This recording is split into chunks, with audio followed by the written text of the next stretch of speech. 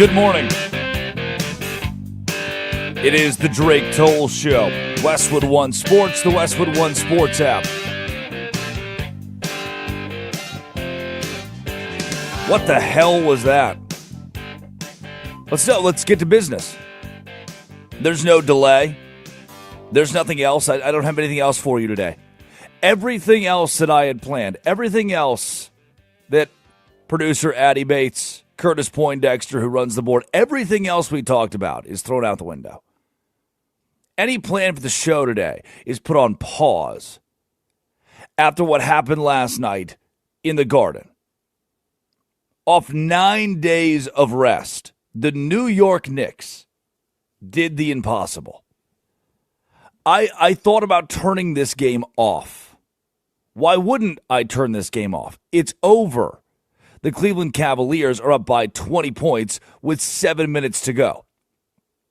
I will repeat that. The Cleveland Cavaliers are up 20 points with 7 minutes to go. The New York Knicks win the game. Final score of 115-104, Knicks over the Cavs. I asked you yesterday. I just asked you this. Was the San Antonio Spurs, Oklahoma City Thunder Game 1 the greatest playoff game you've ever seen? We may have defeated the double overtime victory for San Antonio with what we witnessed in New York last night. So I pose you the same question. Was that the greatest playoff game that you've ever seen in the NBA? Back-to-back days, same question of the day. 310-840-4910. 310-840-4910. You can text or call the show. 300 milligrams of caffeine. You and I, let's jump in. The New York Knicks have broken a curse. The New York Knicks can believe again. There can be hope in the Garden for me. What I witnessed in this game, I'll tell you what I did. It's what I do every Tuesday now. It's become a Tuesday tradition. I go to Cancun 2, Wilmington Island, Georgia, where I live, and I get a steak quesadilla, yeah? It gets better. Hold the veggies, steak and cheese only. I get a margarita, then I go to the bar and I watch whatever NBA or NHL playoff game is on that night. Happy Tuesday. And I sit there with my buddies and we draft things. Beer brands. Songs that everyone knows. The states.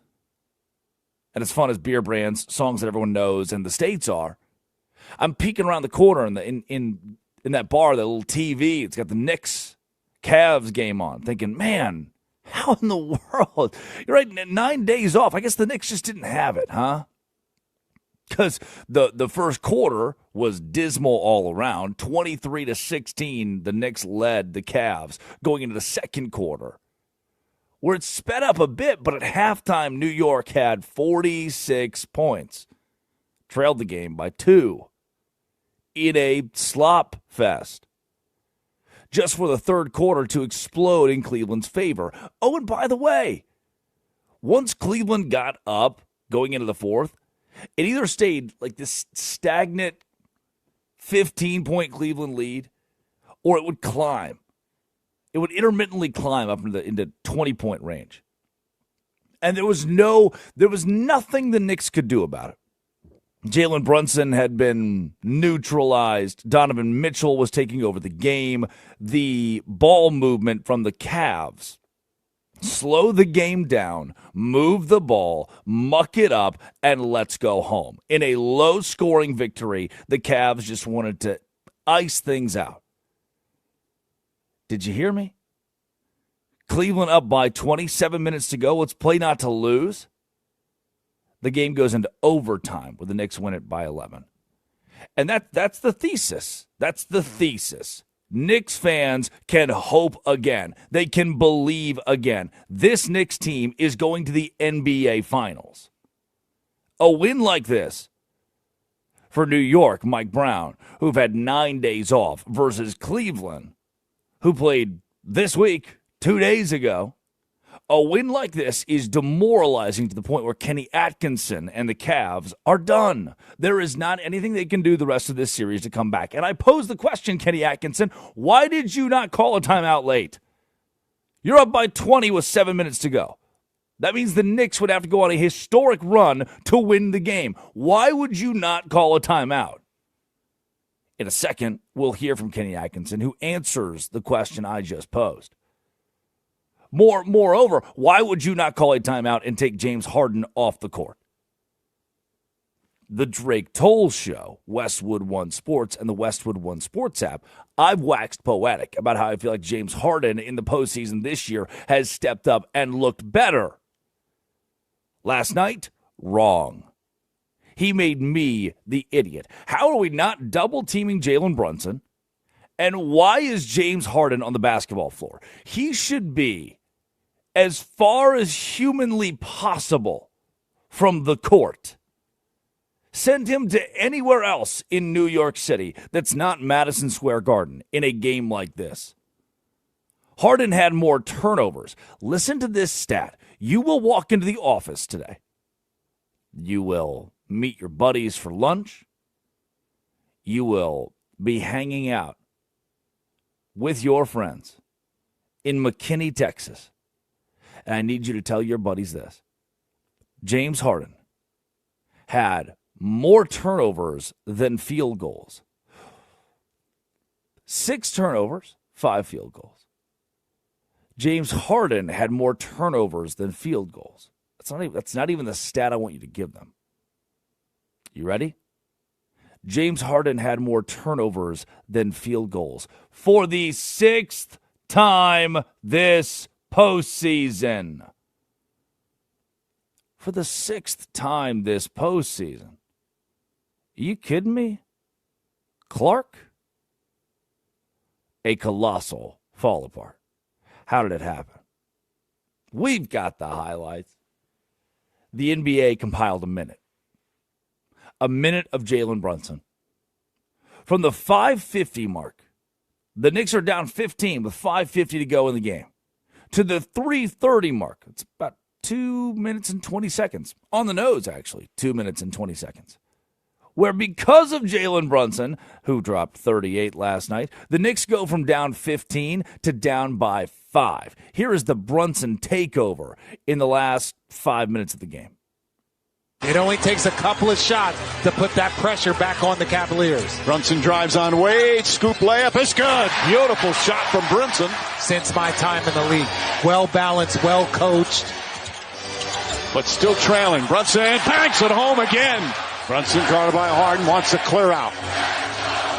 Fakes. Drive. Gets inside. Pull-up jumper. Got it. Cavs might want a timeout if he scores. Brunson. Three-pointer. Puts it in. Captain Clutch has come alive. It's a 5-point game. Timeout Cavaliers. An 18-1 run. Did you hear that? An 18-1 run? Did you hear the crowd start to slowly get back into it? Like, oh, whoa. We're down 5 with 3:30 to go at home. We can win this game. And it only got weirder. Landry Shamet, ball in his hand. It's just magical. Down 99 to 96. Shamet puts a bucket in. Harden matches it just for the Knicks to come down the floor and force it to overtime. Here's back-to-back elite plays. Anunoby floats it over to Shamet. Shamet a three-pointer. It's good! Tie game with 44 seconds to go! What a bounce for Shamet! It's bedlam here at the Garden.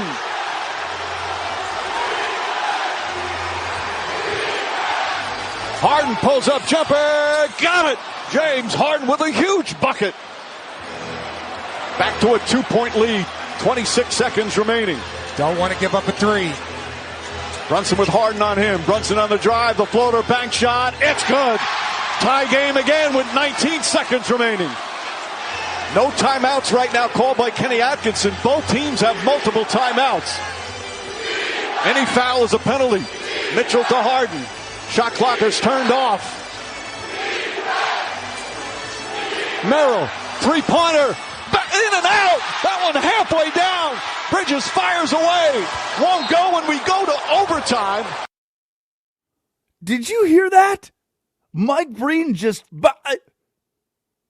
Did you hear that? Mike Breen just said... He almost said bang. Shamet ties the game. Harden go ahead. Brunson ties the game. 19 seconds to go. Knicks have the ball. That original Shamet 3 bounces off the rim and in an insane angle, an insane shot. Then Sam Merrill takes the dagger shot for the Cavs. Mike Breen gets half. I've never seen this. Mike Breen gets halfway through the word bang. And then has to say, no, didn't go in, halfway down. Mike Breen got halfway through his legendary ESPN bang. He saw the moment, was ready to say it, and had to take the very word and push it right back in.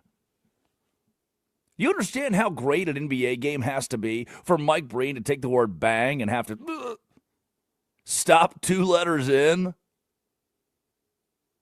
To what do we owe the honor of this postseason? Spurs, Thunder, Cavs, Knicks. Wasn't over yet, though. That just got us to overtime. Shamet, 1:49 to go. Landry, a dagger to give the Knicks the win in the Garden. Brunson cross court. Shamet puts it up. Puts it in. A 9-point lead. Timeout Cavs. Bedlam here. Bedlam. And the final call, the Knicks win it 115 to 104. A historic comeback in the Garden. Here's the sound from Mike Breen on ESPN. Down 22 with 7.5 to go. Knicks take game 1 behind the brilliance of Jalen Brunson.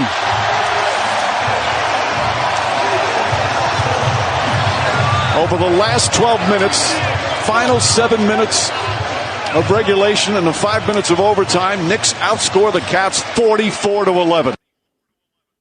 44-11. A common theme that you heard from a couple of those highlights is both teams have timeouts. Why isn't Kenny Atkinson, who still has James Harden on the floor, using any of his timeouts? The same James Harden, who was 5 for 16, 1 for 8 from deep, only in 42 minutes, only knotted 4 rebounds and 3 assists. You can combine his rebounds and assists, combine them, and they equate to just one more turnover. Just one more than the turnovers that he had. 6 turnovers to his 7 rebounds and assists combined. Ugh, throw up in my mouth. Harden couldn't defend. The Knicks admitted to attacking Harden last night, as you should. And the Cavs wouldn't call a timeout to remove him from the game. You can't bring him home. Here is audio postgame from Kenny Atkinson, the Cavaliers head coach, who did not. He walked into the postgame press conference with those timeouts in his back pocket, who did not call his timeouts. Yeah, I like to hold my timeouts. I mean, I didn't want to get one timeout at the end of the game, 1 or 2 point game. I try to hold them, I try to hold them. You don't get extra points for the timeouts that you don't call. You don't get them back post game. You don't get to call them during the press conference. You watched a team go on a 44-11 run and refused to utilize your timeouts. I don't claim to be a basketball coach. I coached Pee Wee in Valonia, Arkansas for a bit. I don't claim to be a basketball coach. And I bet it's hard, right? It's got to be tough. Jason Kidd couldn't do it. We'll talk about that today. But then I watched this disaster class. I watched a 44-11 run. And I think, man, as much as I'm not a basketball coach, I'm not an NBA basketball coach, I'd call a timeout. I mean, come on, right, guys?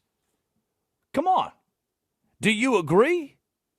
You might not be an NBA coach. You'd call a timeout when your team's getting waxed 44-11 after leading by 22 points with 7.5 minutes to go. You'd try to, I don't know, do something about that. And Kenny Atkinson got put in a blender. Mike Brown took the podium, said he's never seen, as the head coach of the Knicks, a comeback like this. I got to give my group credit. They've been resilient all year, and I don't know if I've seen that in a playoff game. I don't know if I've been a part of it. Maybe I have. But to be down 18, 19, 20, whatever we were down, and to find a way to come back and win. I take my hat off to my group. And, Cleveland, they were shooting the ball well. They were turning us over. They were getting the ball in the pocket and taking advantage of us. And we just found a way. We found a group of 5 guys that went out there, ended up getting stops, and, scoring the basketball. Never seen this comeback. Later on in the show, we'll hear from Mike Brown on James Harden and how he's bad at basketball. Jalen Brunson on the floor postgame. We'll even get Kenny Atkinson saying that, I don't know, man, we just got unlucky. Okay, Kenny. Yeah, unlucky. Right. When we come back, let's give you the last couple of notes and nuggets on how the New York Knicks are going to the NBA Finals and why the Cavs are already out of this series. And Jason Kidd fired by the Dallas Mavericks. Why? He didn't trade Luka. It's Westwood One Sports and the Westwood One Sports app. This is the Drake Toll Show. Well, guess who's back? Aaron Rodgers.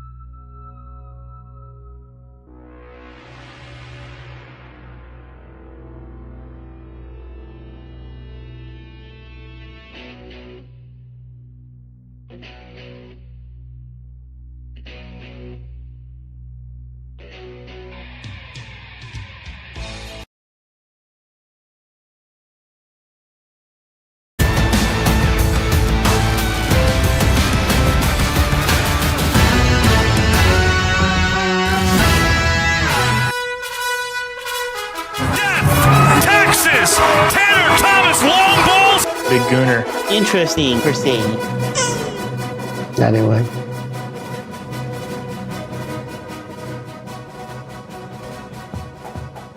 It is the Drake Toll Show. What the hell was that, man? Not even in reference to Big Gooner, interesting per se, or even Tanner Thomas long balls. What? What the hell was that last night? The Knicks. It wasn't. Sometimes with these late games, last night feels like a weird thing to say. It's a weird way to bring it up. It's like it just happened. How's it? It's today already? Yeah, it's good morning. You woke up and decided, hey, you know what? For the first time in months, I'm going to go to the gym. Nice. Look, it's a beautiful day in Keller, Texas. Yeah. You're in Brunswick, Georgia. I think that's where the hantavirus is. It's Brunswick, so maybe you shouldn't be in Brunswick right now. You woke up in Joplin, Missouri. Big stretch. Get in your car. Driving down the road. The Drake Toll Show is on. That is me right here, right now with you. You and I are together. And as we're holding hands for the next 2.5 hours, 6 a.m. to 9 a.m. every day, Eastern time, you can listen to the Drake Toll, the rest of the show on the Westwood One Sports app or the Drake Toll YouTube page. Because every good radio show has a YouTube page. Addie Bates produces, Curtis Poindexter runs the board, and to complete the fray, I am Drake Toll from the Savannah Bananas organization and Locked On Big 12. And I don't even know. I don't even know. I mean, I do. I've got plenty of thoughts. But there was that initial reaction by the time I left the bar to go home to my cozy bed where, all right, guys, we can head out. The Cavs are going to win this by 30. They are ascending, up 22 points with 7.5 minutes to go. Everybody, let's leave. It's over. Closing time.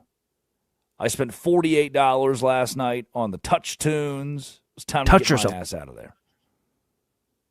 And by the time I get home, the New York Knicks have sent it into overtime and a 115-104 win for the Knickerbockers. 44-11 run to close out the game. Jalen Brunson, here is the statement. The Cavs are done. They're not going to win this series. And they may get swept by the Knicks. This was your opportunity, Cleveland. This was your opportunity as a team that's still in a groove. You played 2 days ago. The Knicks last played 9 days ago. Knicks fans have had a week and a half off to let it fester. The Knicks as a team have had a week and a half off to let it fester. You came out as a squad who is in form. Hey, don't have to figure anything out here. We've been playing basketball. We just did Game 7 and then did Game 7 again. Your first two series for the Cavs have gone the distance. This was the 15th playoff game for Cleveland. That's gross. For New York, just the 10th. And Jalen Brunson got in the back pocket of James Harden. Got in the back pocket of James Harden in isolation in the fourth quarter to spark the initial 18-1 run. 44-11 is the complete run you need to know. But down 22 points, 18-1 run. All of a sudden, you look up. The Knicks are only down 5, 3.5 minutes to go. That's manageable. And the statement is that the Cavs, based on their body of work this postseason, based on what I saw in overtime, what I saw at the end of the fourth quarter, they are too tired. The whole, they're in a groove. They've been playing. The Knicks have been resting. Maybe Cleveland can use that to their advantage. Just stay in that mode. Just keep it turned on. No. Wrong. At some point, that runs out. And last night, it ran out quickly. The Knicks are going to the NBA Finals. There it is. There's the thesis. There's the statement. There's the payoff. There's what you want. You got it out of me. The Knicks are going to the NBA Finals against either the Spurs or the Thunder. We either get defending champions, Shai Gilgeous-Alexander, against the Knicks, or we get Victor Wembanyama and Jalen Brunson in the NBA Finals. What else do you want?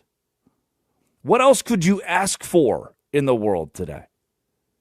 Felt like the Knicks last night turned up the defensive pressure in the fourth, and Cleveland went from this rotational round ball, pass, to just getting locked up.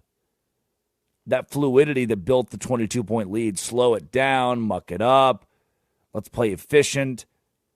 Cleveland just started hunting for fouls. Took a lot of late looks in the shot clock, bad looks, coughed up possessions. James Harden fell apart, more turnovers than he had field goals made. Kenny Atkinson keeping timeouts in his back pocket. When you get home, Kenny, at the dinner table, when you lay in your cozy bed at night, probably a pretty nice bed. Kenny Atkinson's the head coach of the Cavs. It's got to be a good bed. When you lay in your hotel bed, if that's where you are, it's going to be a pretty nice bed. It's the Cleveland Cavaliers. I assume they're in a pretty damn good hotel room. Those timeouts aren't with you. They're not in the room with us right now. They leave. They're gone. And your team was so exhausted, coach who didn't call your timeouts, by the time the game reached overtime, tied at 101-101, 41 grueling minutes for Donovan Mitchell, Evan Mobley, James Harden. Immediately, 9-0 run for the Knicks. Nothing you could do.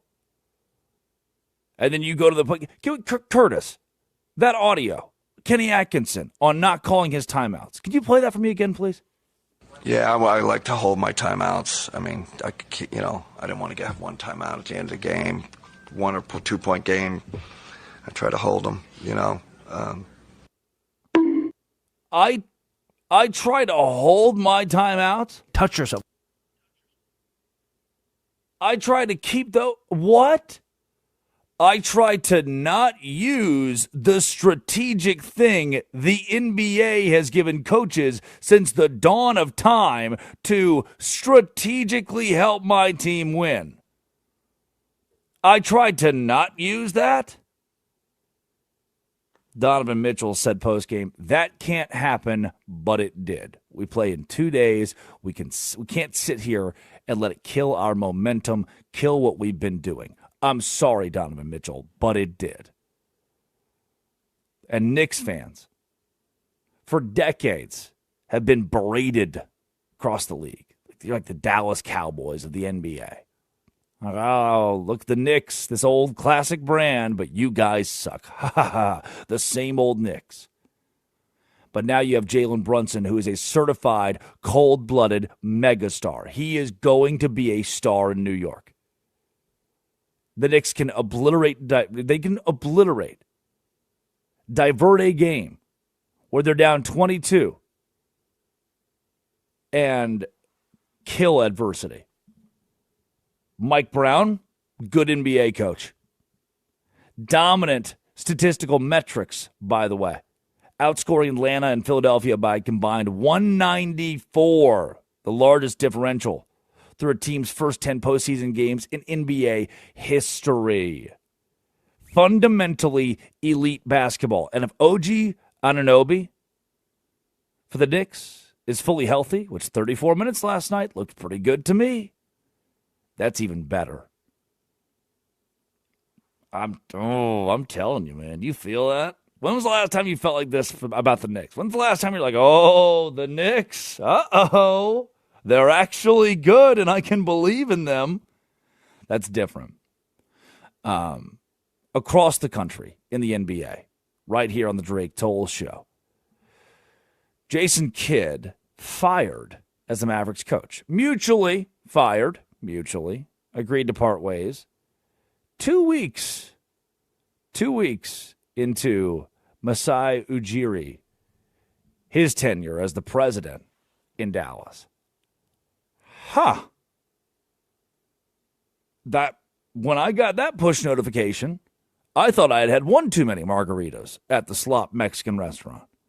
Here's how Charles Barkley, live on national television, reacted when he got the push notification that Jason Kidd had been fired. It's you. Oh, my goodness. There you go. What, you need a towel for it? No, Jason Kidd just got fired. Oh, wow. Well, here you go. Man, that's a shocker there. Yes, sir. Breaking news. Breaking news. It just came on my phone. Yeah. Just did what on his phone? Jason Kidd is out. 5 seasons in Dallas. And did anybody, maybe when he first got hired, Kidd is, in my mind, a guy who's proven to be a pretty appeasable coach in the NBA. Hard guy to hate for me. And I'm not sure if anybody after the Mavs went to the NBA Finals, that was 2024, by the way, a couple years. I'm not sure if anybody was pointing at Jason Kidd and saying, well, got to fire that guy. Namely, after Nico Harrison and the disaster where the Mavs send Luka Doncic to the Lakers. Jason Kidd didn't do that. You just fired a guy who isn't the reason you're losing. You just fired a coach who was doing his job, and then you took Luka Doncic and traded him for, hold on, I can't. Am I reading that? Wait. Anthony Davis? The Washington Wizard Anthony Davis? You fired the coach who you stripped Luka Doncic from. The Mavericks went from an organization near the top of the NBA. This longevity, wow, they can win with Dirk, and they got another Dirk, they got another star. They're going to keep winning. They have the player to build around, the guy. And then organizationally, they fell apart. GM to president fell apart. And who has to pay the price for that? The head coach, Jason Kidd. He was mutually fired. 4 years, $40 million remaining on his contract. Is it worth it? Was that worth it? I just don't. Here's the ESPN quote. The Mavericks governor, Patrick Dumont, who extended Kidd's contract during Dallas's NBA Finals run in 2024 and again before last season after they declined the New York Knicks' request to interview him, gave new president, Masai Ujiri, full authorization to determine the coach's future with the franchise. Ujiri wants his own guy in there. Nightmare. Idiot hours in Dallas, Texas, as it pertains to, and typically it's the Cowboys. This would be a great little line. It's a good T-shirt for the Dallas Cowboys. But now it's the Mavericks once again doing a stupid.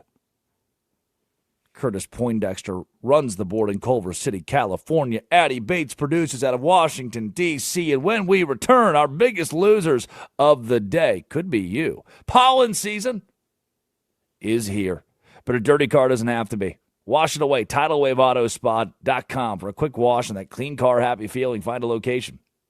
TidalWaveAutoSpa.com. This is the Drake Toll Show. Well, guess who's back? Aaron.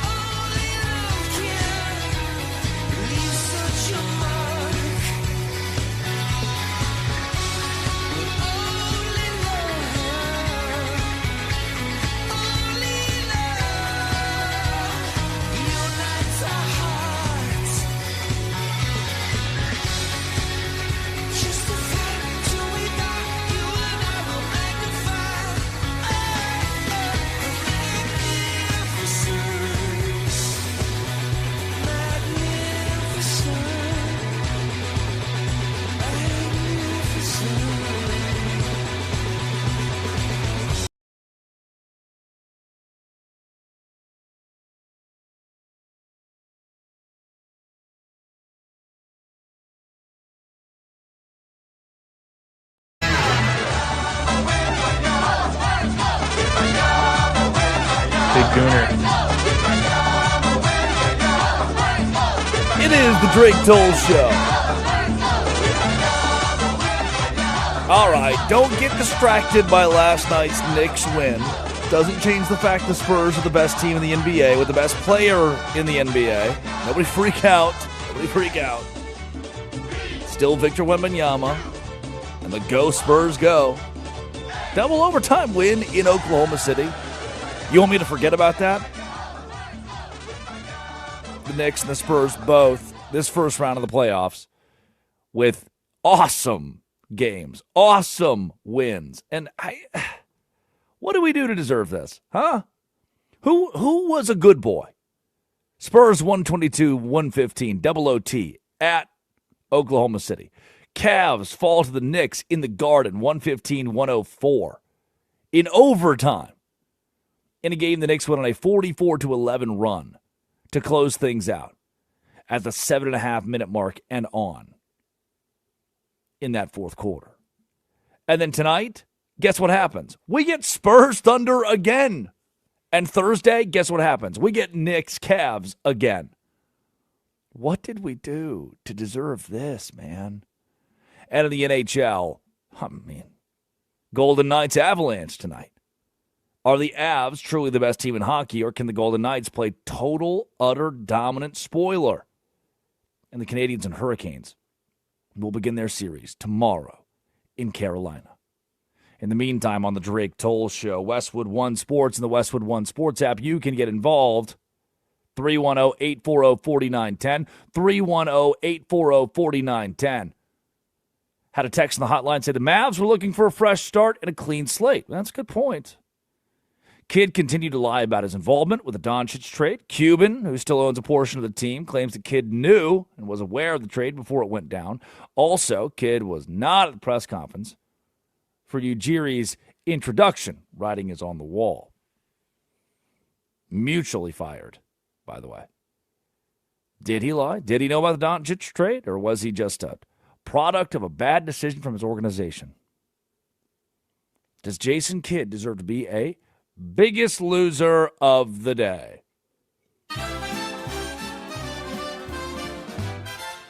Maybe. But I can guarantee MLB umpires deserve to be our biggest losers of the day.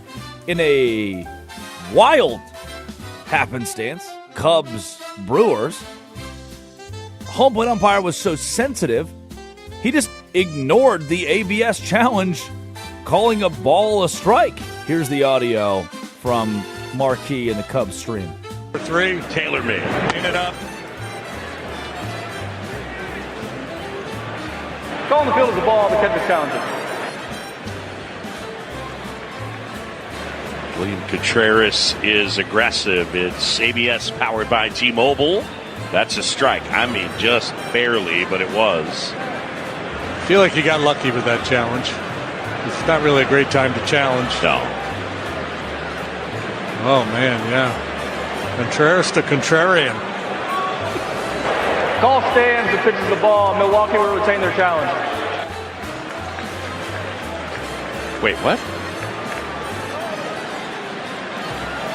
Yeah, he said that wrong. What? Out here, baseball fan. ABS. Ball comes in. Catcher challenges. Video board says, strike. Umpire says, nope, I disagree. You know what? I'm going to start doing that. I'm going to start doing that. As soon as I see something that goes against what I want it to be, I'm just going to go, nope. I'm sticking with it. Nope. They're wrong. They're wrong. He's arguing with the robots. You can't argue with the robots.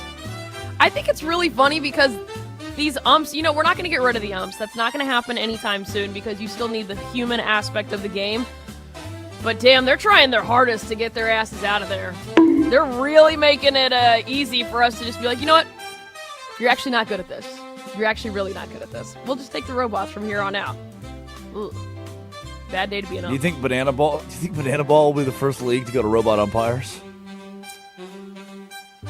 Are there balls and strikes in Banana Ball? We're installing ABS as we speak. Interesting, Christine. For what he gains in dancing and booty shaking, he can sometimes lack in balls and strikes. It's got a pretty good zone. Vincent Chapman. Call him out by name. Biggest loser of the day. Whatever this is, Ed Galrain on the TBNK government channel, Congressional District of Kentucky, running for Congress, District 4, running for Congress, Ed Galrain, had this to say about the president being Jesus. I'm in here with the most powerful man in the world. The second thing I'll tell you about him, just as kind as the good shepherd. I thought you weren't supposed to do that. Compare people to Jesus? Yeah. Well, we're going to let it slide this time. We're going to make an exception. Sometimes things slip out. Sometimes it happens. Anyway. Biggest loser of the day. The New York Mets. What's new, man? And inside the park, he did this game, by the way, Mets 5, Washington Nationals 0 is the score at the time this happens. Bases are loaded for the Nats. Say hello to an inside the park grand slam. Out to left center, this ball is rocked. Into the gap and off the top of the wall. Two outfielders look at themselves and don't find the baseball. Here comes James Wood, rounding third and heading home. Inside the park grand slam for James Wood. Came in so fast and so hard. So usually if you run into the wall and you miss it, your other outfielder should be there to get the ball. He shouldn't just stand there and stare at you and wait for you to get up after you just ran into the wall for you to throw it. Just the line, the phrase, inside the park grand slam, gives me Ebola. Like, that gives me sicknesses and illnesses that don't even exist anymore. Well, that's not quite true. Doge sort of cut that kind of stuff. So Ebola's back? There's like 8 cases. Did it surprise you? We've got to do that Westwood 1 rejoin. Guess who's back? Back again. And have the guy just, in a stunning new development, Ebola is back. Westwood 1! Westwood 1! I still can't believe we played that live on the radio, on national radio, like 3 months ago, for weeks on end. Westwood 1! We made a human being sit in a room with a microphone in a small little room and said, "Scream, boy, louder, louder." And Jesus. And that's what we came up with. Ah. Big Gooner. Gooner? The president? Gooner? What? Anyway. No, you said Jesus, and biggest loser of the day, Nebraska football. Anonymous Big Ten. This is anonymous coaches time of the year from more college football. You see, they all, what? You did not say anonymous big Touch tip. yourself. No, anonymous coaches. No, but you said something else that sounds like tip, but ends in a T and not a P. Sorry. Anonymous coaches from the Big Ten. No areolas allowed. Made their thoughts known on Nebraska football. This is the time of year where the coaches will all say things about the other teams to random sources. This quote from More College Football. One league head man says they're in a ton of denial with the quarterback situation. Another says, I don't imagine they're going to do anything special. I think 5 wins, maybe 6 at the most. If they hit 7, I'd be shocked. Matt Rule, Nebraska football. The time is not now. What another fall apart. And our biggest winner of the day, Gooners. Big Gooner. Joel Embiid tweeted last night, "Come on, almost there." Touch yourself. Followed 2 minutes followed 2 minutes later by, it's all caps. It's been a long time coming. ... Proud to be a Gooner. Big Gooner. COYG. For HR reasons, I cannot ask Addy Bates' thoughts on this. I'm going to have to... Actually, Curtis, your thoughts on Joel Embiid revealing his Gooner status last night. I mean, it's not surprising, I guess, to be honest. Big Gooner. One of You us. nailed was it just a again. One Gooner of at us. heart. Big One Gooner. of us. I don't get it. It's a new school thing. I don't have time to research it. Maybe I'm a Gooner too, whatever that word means. Curtis Poindexter runs the board. Addy Bates produces. Those are our biggest losers and the Gooners of the day. That's a good segment. Coming up, Anyway. obituaries. Dead today. The Drake Toll Show. This is Westwood One Sports.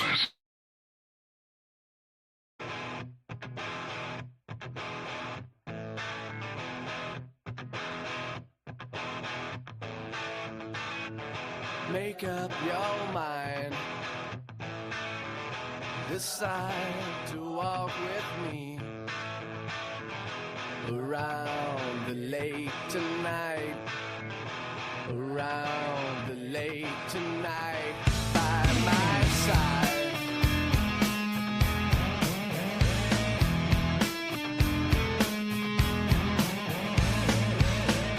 By my side.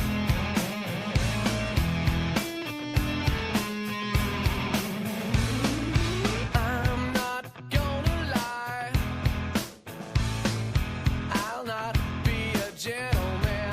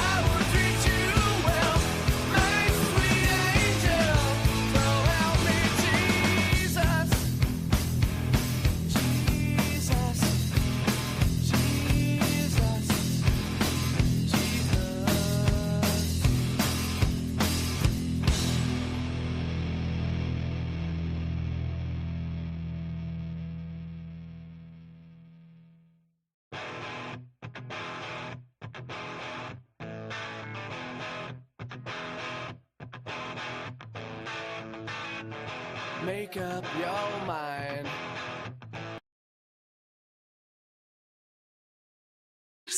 Big Gooner.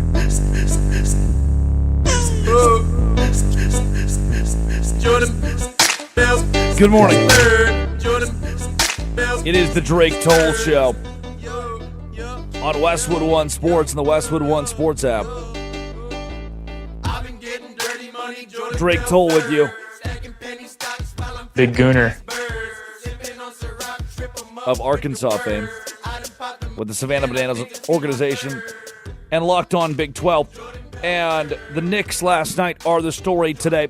Jason Kidd's firing is up there. We'll cover that closely even further later on in the show. In the meantime, it is time for our obituary.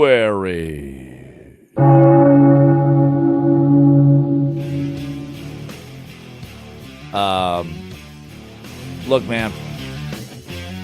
Dead today. Jason Kidd's tenure as the Dallas Mavericks head coach. I was surprised, no doubt, yesterday evening when this popped up on my device. Jason Kidd did not trade Luka Doncic, and while there is controversy on what he knew about the Luka trade and what he could have done to prevent it, he is the head coach. It's not the GM, it's not the president, it's not the owner, he is the head coach.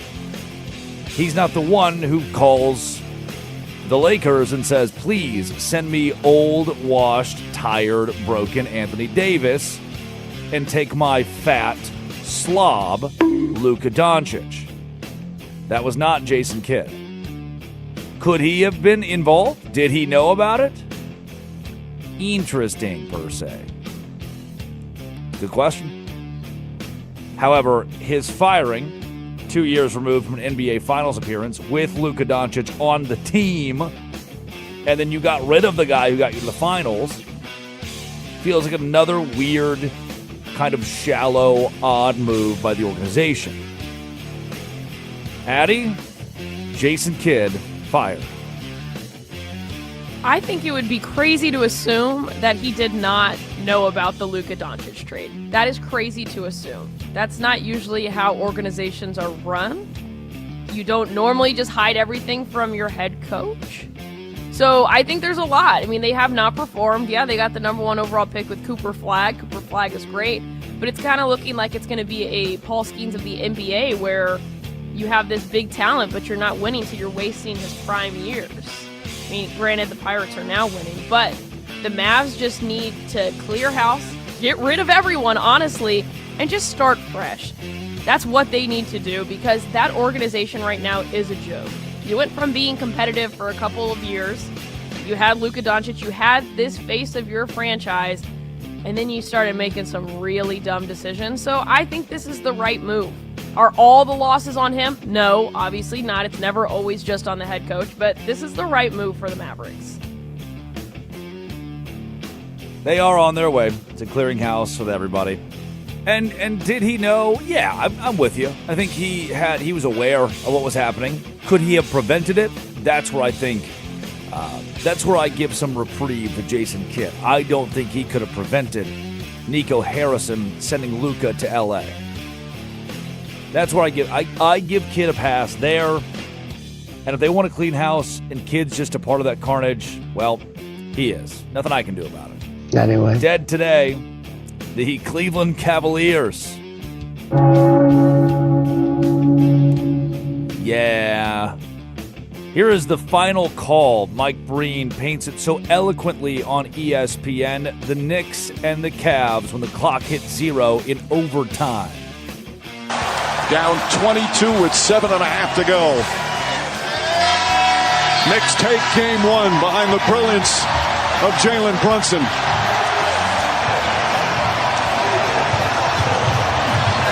Over the last 12 minutes, final 7 minutes of regulation and the 5 minutes of overtime, Knicks outscore the Cavs 44-11.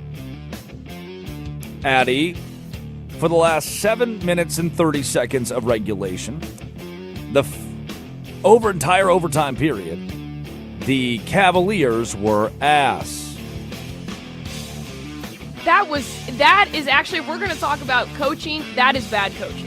That is bad coaching. With 7 minutes left in the game, they had a 99.99% chance of winning the game, as they should have. And to have that major collapse, you need to call a timeout. You need to do whatever it is necessary to reset, get your guys ready, go back out there, and actually play defense. What happened? That was a disaster. And it is going to be Knicks, and then it's going to be either the Spurs or OKC, and then it's going to be OKC or the Spurs who win. That's just what it's going to be. We'll see that in a couple weeks. You mean that? You don't think the Knicks are going to win the title? You think they're out of it? No, I don't think they can compete fully with OKC or the Spurs. I think they're a good team, but I don't think they're a great team. Yeah. Who's going to... Victor Wembanyama would eat the Knicks' lunch, probably. But Brunson's top-notch, man. His run has been nuts this postseason, which is pretty cool to see. Dead today. Ooh. High prices? All right, maybe we're getting somewhere. Could gas prices be going down? Let's head to Washington, D.C. Mr. President, please, with the ballroom being built in the background, give me an update on those gas prices. You want to see a problem? And this is peanuts. And I appreciate everybody putting up with it for a little while. It won't be much longer.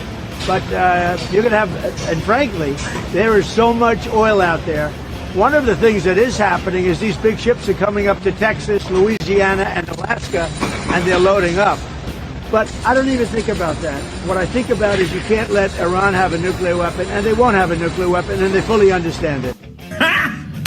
Got it! I don't even think about that. Yep. It's peanuts. Peanuts. I don't even think about that. By the way, it's once again, he'd be a great gossip. He would have been a great hairdresser in another life. He's a great hairdresser. But he's like, also, appreciate you all for holding on for a second. I love that we're talking about historically high gas prices and a war in Iran. It's like, hey, by the way, just appreciate you while we do the war thing for a little bit. Thank you. It's just that one moment of brief humanity of like, oh, by the way, I see it. I appreciate you. Thanks for your patience. We're working on that. I do wonder with the ballroom, because the ballroom's not going to be done for a while. And it's supposed to have a hospital. It's supposed to have Secret Service. It's a national security thing for the basement. What if it's not done by the time he reaches the end of his 4-year term? You know, he's also trying to put a helicopter pad on the lawn, so... Yes. You know. Which I like. As a dude, that rocks. Every dude loves a good helicopter. Right. How could you not love a helicopter? Gooner. As a guy, there's something about it. I just don't. If he doesn't get to enjoy the fruits of his ballroom labor, what will happen? What will happen if it's not done and his 4 years expire? Tear down that ballroom. Dead today. Anyway. College athletes and fans support for public universities? The NAACP is taking a stand. This per the NAACP. Yesterday, they launched the Out of Bounds campaign, a national call to action for black athletes, families, fans, and allies. In response to states erasing black voting representation after the Supreme Court's Louisiana versus Calais decision, they are demanding accountability. So the NAACP, per Pete Dacos of On3, has launched a campaign calling for college athletes and fans to withhold athletic support from public universities in Tennessee, Louisiana, Alabama, Florida, Mississippi, South Carolina, Texas, and Georgia due to black voting representation. Calls for athletes to consider all available options under the transfer portal. So the NCAA has not responded to this yet, but the NAACP is requesting all black athletes in the states that were just listed to enter the transfer portal and leave to other universities. That would be something. I'm not sure if the entire Tennessee football team was white, or the entire Georgia football team was white, I don't think that would work. Yeah? There are a lot of layers to that. There are a lot of layers. A lot of layers. Like ogres and onions. I feel like I'm with the sentiment here. Like, hey, representation and equity matter, and I'm with that full on. Yes. I'm a bit confused why they're asking all black athletes in 10 states to enter the transfer portal. It's because of the policies in those states in particular. Right. I don't think that's going to happen. No, but they're going to, so that what they're like kind of saying, like, hey, these states are obviously kind of like holding you back. They are not benefiting you. Right. They're hurting you. You should go Which to I get other that, states. that part's, yeah. like, yeah, they're spot on there. Yes. I'm not sure what's going to happen out of this. I think it's more to prove a point and say, hey, like, we realize what's going on and you should too. And then hoping that even, that's a big deal. Like, I'm from Texas. Football is a big deal. If you have bad football teams, that's a bigger deal than almost anything, I feel like. So I think what they're going to try to do is have lawmakers look at this and, oh, okay, so what they're trying to do is they're trying to create like this effect. Okay, if we do this, then this will happen, and in effect, they should change this. That is the idea behind it. Will it Interesting, happen? per se. Exactly. Will it happen? I'm not quite sure. I mean, Texas is just the example I'm using there because I'm from there, and it's very unique with its laws. Yeah. Those are our obituaries today. Time for the quickie. Top 5 headlines in all of sports. Addie Bates reads them. Drake Toll responds. Good thing I'm Drake Toll. Oh, that means I'm Addie Bates. So here's your first headline. We were attacking Harden. Knicks, Brunson go after Cavs veteran to key their improbable comeback. Yeah. They did go after Harden. Last night, James Harden had more. This is the nugget. This is what you bring to work today. It's in your back pocket. You can fire off this stat whenever you want. I'll allow it. Don't pull a Kenny Atkinson and keep it in your pocket like a timeout. Big Gooner. Use this today. James Harden had more turnovers than made field goals.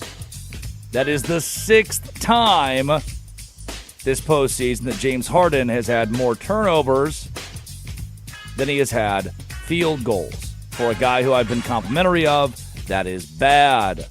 115-104 Knicks over the Cavs. It was a dominant fourth quarter and overtime for a Knicks team that at one point had a 0.1% chance of victory. Knicks get it done by double digits. Here's your second headline. Kansas City Chiefs. Rice violates probation. Ordered to jail. Right to jail. Right to jail. Straight to jail. You know what? We have an NFL segment coming up. I might just spend the entire segment talking about this. It's not funny, but it's pretty damn funny. Like, they threw his ass in jail. Like, what? I woke up today in my cozy bed. Rashee Rice woke up in jail. I look at my phone, notification, Rashee Rice in jail. For 30 days, too. Now, surely, he's in the NFL, so he won't stay in jail for 30 days. He's got to go to the NFL thing. But what an odd thing to happen. Rashee Rice, jail. Okay. Here's your next headline. Buffalo Bills wide receiver Coleman calls this year make or break. Yeah. I mean, the whole McDermott deal feels like at this point the Bills have sold out to winning. You have to do that. And you fired the head coach to hire one of the head coach's assistant coaches. And I would hope that the Bills are doing that to contend, not to rebuild or reload. Best of luck to the Bills. It's less than a minute. I don't really care. Next headline. Chicago Cubs outfielder Pete Crow Armstrong draws undisclosed fine. Yeah. He did tell that lady to do some things that he probably shouldn't have told that lady to do. Big Gooner. And not again, it was hard to communicate yesterday, and I still haven't found a good way to say it. It wasn't like we've got to file an HR sexual assault thing. He was just hitting you with one of those quips that's you probably shouldn't say to anybody, but you would say to anybody. Did you know that there's a song by the Red Hot Chili Peppers called Suck My Kiss? Pete Crow Armstrong said something similar to that to a random fan, to a lady fan in the outfield who was chirping him. Fans do that. That's normal. And now PCA got an undisclosed fine. Did they say that did they fined him for that, or they just say, "Hey, we're fining you for no reason"?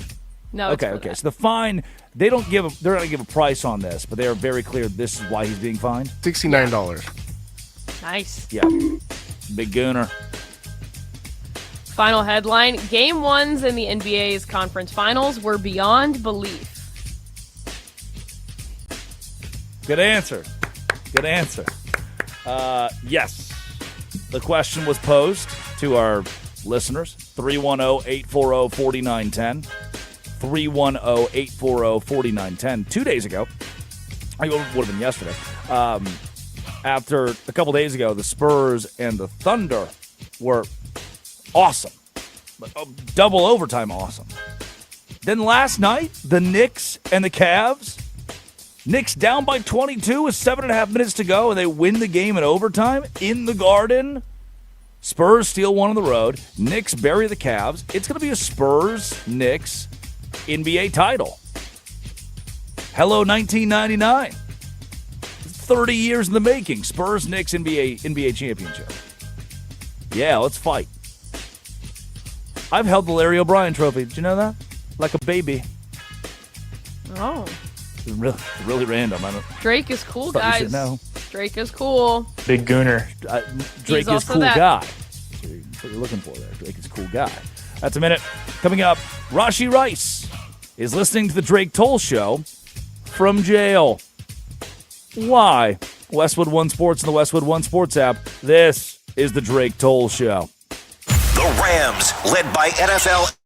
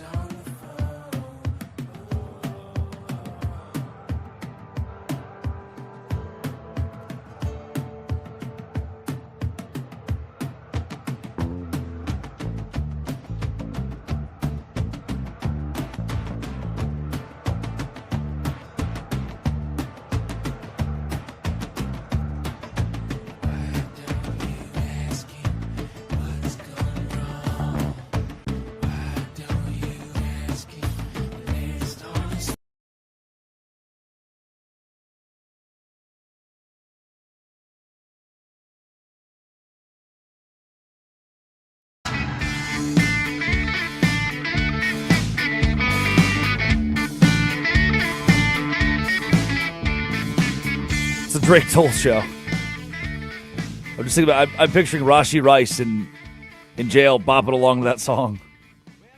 Oh yeah, show's back. And I was taking shots from the front and the back. I'm in jail too. Addie Bates produces. Curtis Poindexter runs the board. Problematic. Problematic is the word to describe the Chiefs wide receiver Rashee Rice, who catches footballs from Patrick Mahomes. He woke up in jail today. Man, I don't listen to that Drake Toll show. He's laughing at that guy for being in jail. What an asshole. Hat. What an ass hat. I said ass hat. No, you didn't. What? No, you didn't. I did not. I cannot be held accountable for things I did not say. I stopped myself. I cannot be held accountable for holding myself accountable. Don't send me to jail. I can't be in a jail cell with Rashee Rice. I can't. Please. Drake Wood. The same Rashee Rice. No. The same Rashee Rice, who was involved in March 2024 in a high-speed multi-car crash and then fled the scene. Fled the scene. He was driving a leased Lamborghini Urus, 119 miles per hour, on a Dallas freeway. Then he engaged in aggressive racing maneuvers alongside a Corvette and caused a huge 6-car pileup. Multiple injuries.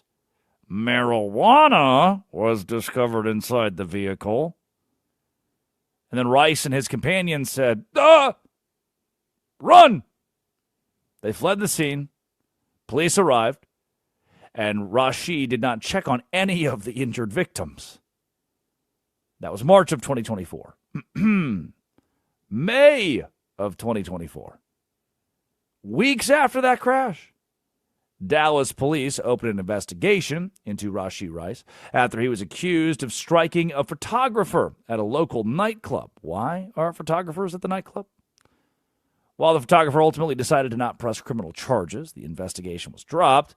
It added to this pattern of volatility and troubling off-season behavior. Let's continue. In July of 2025, after surrendering to authorities because of that 2024 crash, I don't know why he left his car and thought no one would figure out, oh, look, this is Rashee Rice's weed. He pled guilty to two, pleaded guilty? Oof. 2 third-degree felony charges. Collision involving serious bodily injury and racing on a highway causing bodily injury. Handed a lenient sentence, 5 years, deferred probation, $115,000 in mandatory victim restitution, a 30-day jail sentence that can be served at any point during his probation. But that's not this jail sentence. In September 2025, 6-game NFL suspension. This man drove 119 miles an hour, caused a 6-car pileup, a bunch of jabrones got hurt, and the NFL said, 6 games. So Rice had to sit out a bit last year. February 2026. That wasn't that long ago. Rice's longtime partner, the mother of his children, filed a massive civil suit seeking at least $1 million in damages, alleging that Rice had physically abused her over an extended period, including while she was pregnant. The NFL closed its internal investigation, of course they did, into the matter without a league suspension. The serious civil litigation remains active. May 2026, that's this month. Rashee Rice blew his legal leniency when court documents revealed he tested positive for marijuana. THC. Stay off the weed. This was a direct violation of the zero-tolerance drug policy from his probation. And a Texas judge revoked his bond, ordered him to jail to serve his 30-day sentence behind bars right here, right now. This will sideline Rashee Rice from the Chiefs' entire 2026 offseason workout program OTAs, and mandatory minicamp. All right, kids, sit down. It's the Drake Toll Show. Welcome in. Let's learn a thing or two. So let's have a conversation about this. Step 1, don't do drugs and drive a car. If you want to do a gummy, one of these little edibles, one of those little THC deals, if you want to smoke the weed, I can't stop you. It's legal. Go ahead. If you want to have a beer or smoke a blunt, as the kids are calling it, most states in the union are going to allow that now. You can walk outside on your back porch and do so. I find the smell to be interesting. You can do whatever you want. But the second you smoke that weed, the second you drink that beer, when the mushrooms hit your system and you get behind the wheel of a car, you sit in the driver's seat and say, hey, why don't I go 119 miles per hour? Uncle Sam is going to sit you down in handcuffs and say, that's not allowed. And Uncle Sam's right about this one. I don't always love him on April 15th, but he's got a good point here. When you're on drugs or drinking, you shouldn't drive. Rashee Rice did that. And now, after a 5-year, they said, hey, we're going to be lenient. You're an NFL player. We're going to fine you $115,000 and just put you on probation. Do you understand? This doesn't happen to everyday humans. If you, kids, drive a car 119 miles an hour and cause a 6-car pileup in downtown Dallas, Texas, you're done. Your job's done. Your career's over. You're going to have to go be a public speaker. You're going to need to go work for Young Life and tell kids about how you ruined it all. That's what happens. When you do a catastrophic thing, you just become like a religious spokesperson. I ruined my life. I went to rehab. And you travel the country giving speeches to make money. To help people. That's what happens if you or I drive a car 119 miles an hour and cause a 6-car crash and then get out of that car and run away. We go to prison. The judge looked at Rashee Rice and said, well, he's real good at football. Tell you what, be a good boy for 5 years. Don't do weed, and we'll see you later. And he couldn't even do that. You can do the weed. You're allowed to. Most of these places. Most of these states are going to be A-okay with that now. The NFL is going to be A-okay with that now. But the second you do it and you crash your car and we tell you, you know what, maybe lay off the weed for a second. You best get to laying off or we're going to throw you in jail. And that's why Rashee Rice, who during his probation, where it very plainly says, last time you smoked weed, you drove a car 119 miles an hour. No more weed for you. Rashee said, but I really like it. Please. Just one hit. And now he'll spend 30 days in jail listening to the Drake Toll Show from a cold, dark, damp cell. I have another message for you. Come on, sit down. If you haven't sat down already, sit down. For Rashee Rice, who drove the car, hit and run, domestic abuse allegations, a suspension from the NFL, for that guy. If you can learn one thing, it's don't be an idiot. Don't be like that guy. If you can learn a second thing, it's if you want to be an idiot, you should be exactly like that guy. What do I mean? Well, let's say that you as a human being, that your favorite thing in the world is to smoke a blunt, get behind the wheel of a vehicle, and drive 119 miles an hour. Then from there, to further this fantasy, you drive that car into other cars. They all pile up, those people get really hurt, and you decide, how fast can I run? and you sprint away with all your little friends, hoping that they don't realize it's your car when it's very obviously your car. If your favorite thing in the world is to get high, drive fast, hit and run, you might just be the perfect NFL player. Do you understand how the other half lives? Do you understand what it means to be an NFL player? You can do whatever the hell you want without consequence. I want you to picture yourself. Hopefully this is as close as you get to it. I want you to picture yourself so high your eyes are red. You can't even count.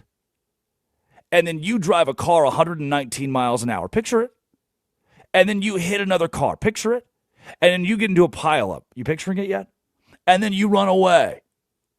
You with me? The guilt, the anxiety you'd immediately feel by realizing, oh no, I'm going to prison for a long time. Because you should. Except if you're in the NFL, now I want you to the whole scenario. You run it back, play it over again, but you're an NFL player. You, Dan, everyday Dan, you go to prison.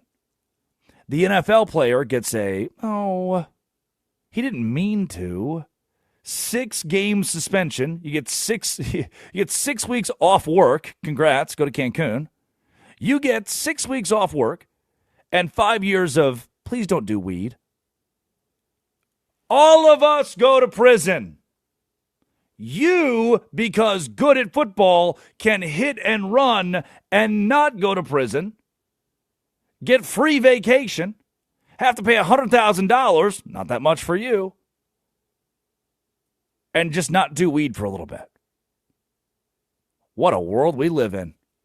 Rashee Rice, notable good guy, behind bars. No remorse from me. Coming up, Steve Ashburner, senior writer, NBA.com. Let's talk this crazy, crazy league. Sponsored by Progressive Commercial Insurance, protecting small businesses with affordable coverage options. Quote today at ProgressiveCommercial.com. ProgressiveCommercial.com. This is the Drake Toll Show. Well, guess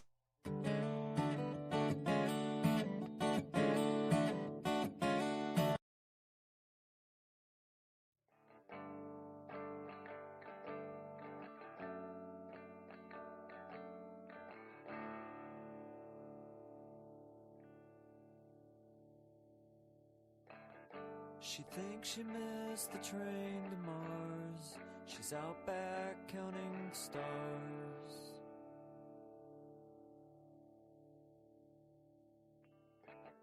She thinks she missed the train to Mars. She's out back counting stars.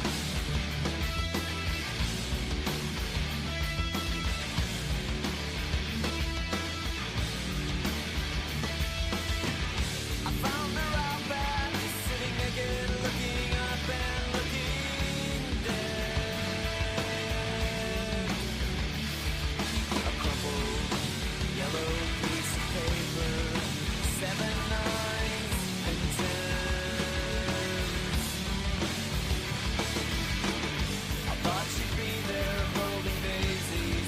She always waits for me.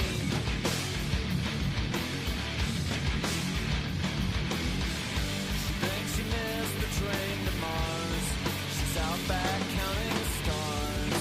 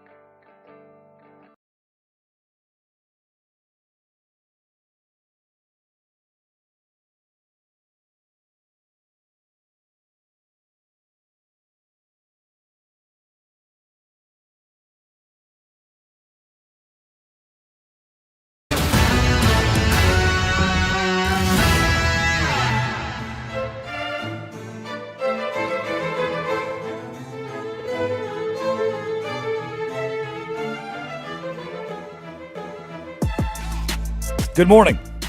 It is the Drake Toll Show. Westwood One Sports, the Westwood One Sports app.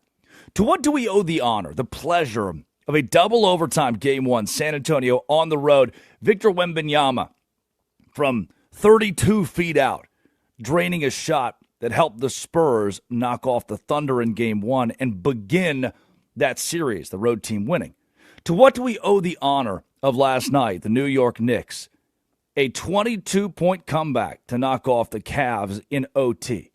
And to what do we owe the honor? Steve Ashburner, senior writer, NBA.com, at AshNBA on Twitter, joining the Drake Toll Show. Steve, I imagine Kenny Atkinson got back to the hotel last night, took his contacts out, brushed his hair a bit, and then took those 2 timeouts out of his back pocket and laid them on the table. At what point in a 22-point comeback does Steve Ashburner consider taking a timeout? Yeah, hi, good morning. Thanks for having me on. I would have done it before the initial pushback by New York got to 18-1. That's when he finally took a timeout. I think there was 3.5 minutes left or so, and that was it was only his 4th timeout of the game.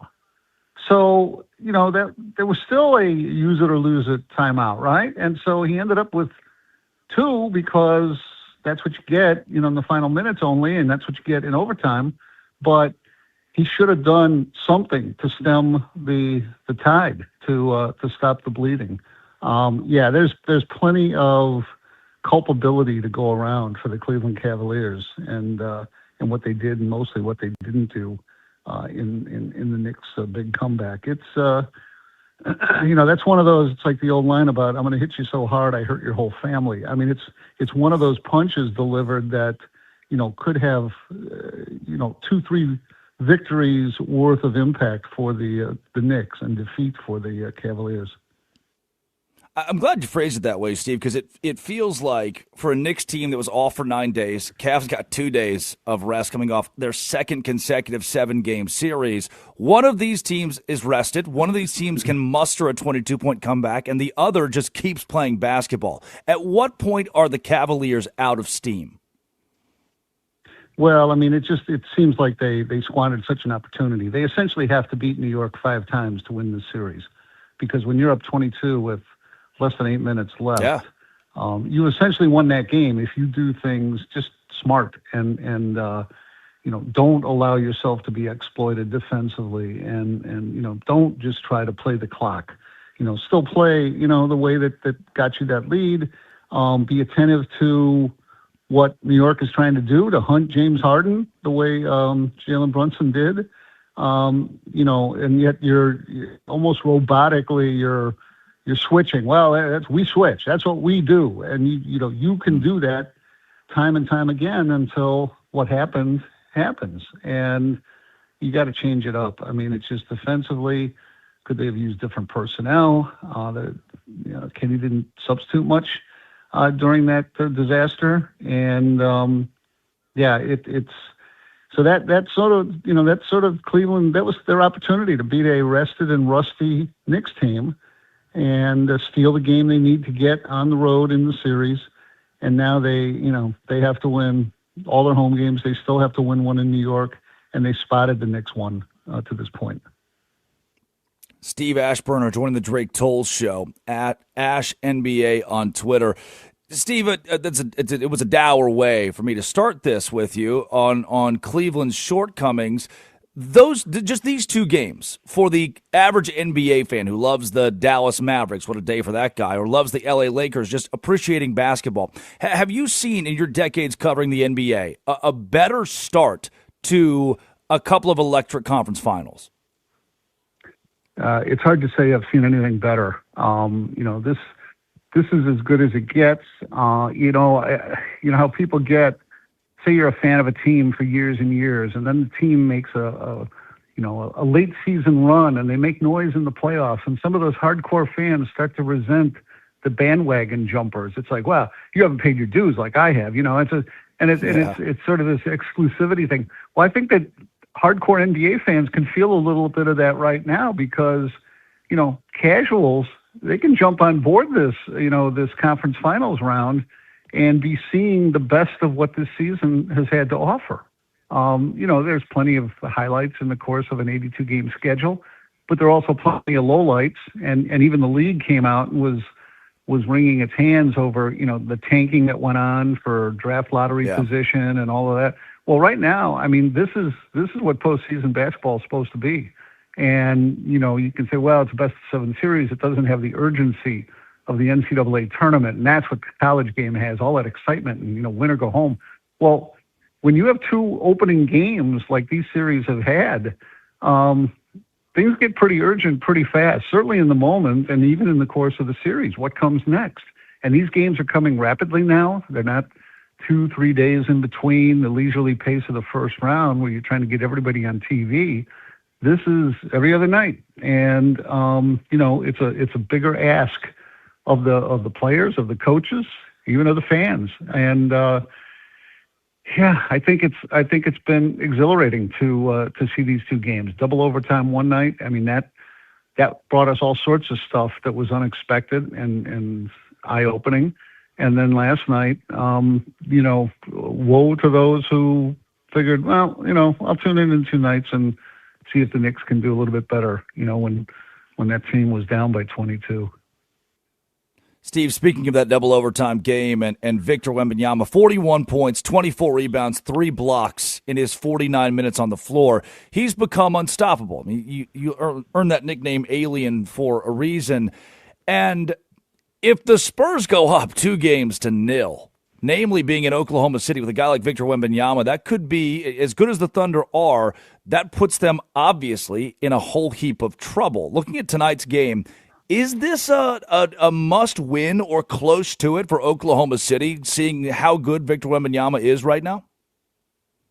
I think that's fair. I think that not to doubt the capability of the Thunder to, fire back even out of an 0-2 hole, but I do think that that's uncharted territory for them. The fact that they're only 1-5 against Oklahoma City since the start of this year. San Antonio dominated the season series, and if it goes to 6-1, you got to say, well, that's not coincidence, and that's not just a bunch of regular season mean nothing games. At that point, you start to detect a pattern. OKC is not maybe built, as probably no one else in the league is either, to beat the Spurs as we see them right now. And they've been sprung on the scene a little bit ahead of their time. At least that's the feeling. They don't think that. And unless they sort of look around and someone pinches them and says, you know what, this is too soon. Come back next spring. There's no guarantee that anybody's going to stop the Spurs the way they're playing and what they put out there. And Wembanyama is unique. And when he's playing smart, not losing his temper as he did against Minnesota with that elbow game,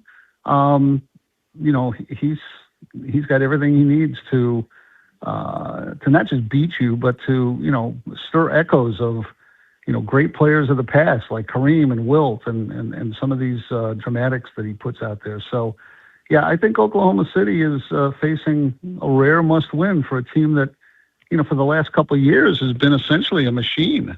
And, with a lot of replaceable parts, deep roster and able to play almost any way except maybe Wemby ball. Steve Ashburner at Ash NBA on the Drake Toll Show. Steve, last thing we got for you, and very appreciative of having you up early with us on the show. Jason Kidd out in Dallas. How surprising was this for you? How should, let's do this. How should Dallas fans react to this move? I know that's been a controversial organization for its fan base the last couple of years. Well, the conspiracy theorists might think if they don't like this coaching change, just wait a few months, and just like the Luka Doncic trade, somehow miraculously the NBA is going to take care of Dallas because they got Cooper Flag dropped in their laps, so there might be a second shoe to drop in their favor. I was surprised by it. On paper you'd say, well, anytime you bring in a new head of basketball operations, like they did with Masai Ujiri, those guys have a right. It makes sense for them to want their people, and that includes coaches. It came up with Chicago trying to somehow finesse the hiring of a new chief basketball executive in Bryson Graham, and yet somehow hang on to a coach that they like and felt comfortable with, the owners, Michael and Jerry Reinsdorf. And even Billy Donovan knew that doesn't make a lot of sense. That could be very awkward if a boss is told, oh, by the way, this is your coach, and if you don't like him, we don't like you so much as right away you're questioning the guy you flip the keys to drive your bus. So, it makes sense on paper that your jury would maybe want to start with a clean slate. But this is Jason Kidd, who took this team to the finals, pretty accomplished, obviously can help players with his vast experience in this league.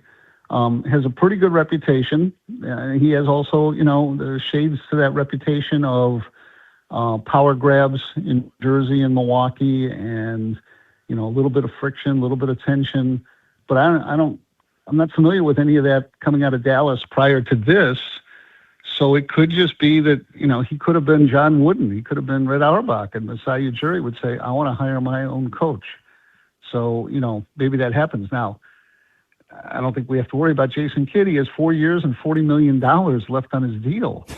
But he may still want to coach. There are still, a couple of 2-3 jobs available, right? I mean, Orlando hasn't hired a coach yet. Chicago hasn't hired a coach yet. And Portland is looking to get a coach cheap. Well, if a guy's already making $40 million, now the coaches do have an offset thing in their contracts, but, maybe Jason Kidd would look at that Portland roster and, that made the playoffs this spring and, say, well, here's an opportunity to show Dallas, to stick it to the Mavericks, whatever. He could maybe, please the owner by taking a little bit less, knowing that Dallas is going to be paying the lion's share of his contract and, get right back into this thing. So that could be interesting, the follow-up to this. But it'll be interesting to see whom the Mavericks, land on as their next coach. Absolutely. If the NBA does the right thing, they'll bring back John Wooden to coach the Mavs. Steve, thanks so much for your time up early this morning. A pleasure and excited to do it again soon. Yeah, you're welcome. Thanks for having me. Absolutely. Again, at Ash NBA, Steve Ashburner on the Drake Toll Show, Westwood One Sports, and the Westwood One Sports app. That guy is so good. This is the Drake Toll Show. This is Westwood One Sports.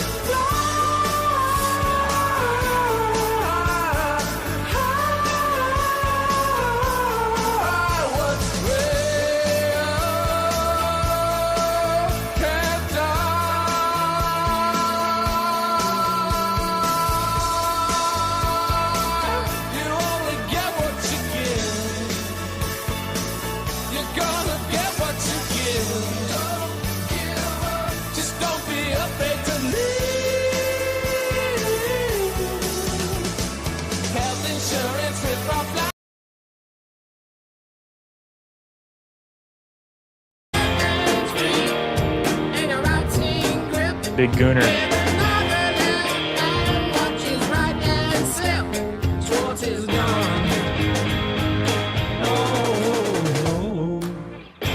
It is the Drake Toll Show on Westwood One Sports and the Westwood One Sports app.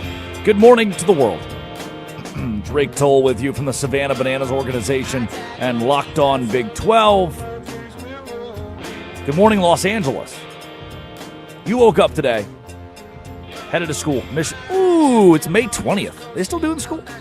Mission Viejo. Hop in the car, go to the gym, play a little hoops, do a little pickup in the morning. Head to school, knock out the end of the school year. Almost summer. School's out for summer. High school graduations, those are happening. That's fun. I'm not allowed 200 feet, but it's nice that people across the country get to celebrate their accomplishments after 13 years of education. Curtis Poindexter runs the board. Addie Bates produces. I didn't get a graduation. Oh, COVID. Yeah, I got to be one of those, 2020 grads. I didn't get one of those. Does it really matter? I also didn't get one in college. I've never walked across the stage. Isn't that funny? Oh, no. I know, and now I'm here. This is what what happens. This is what happens when you don't walk across the stage. This is what your life becomes. Oh no, anyway. You have to be a producer on a national morning show.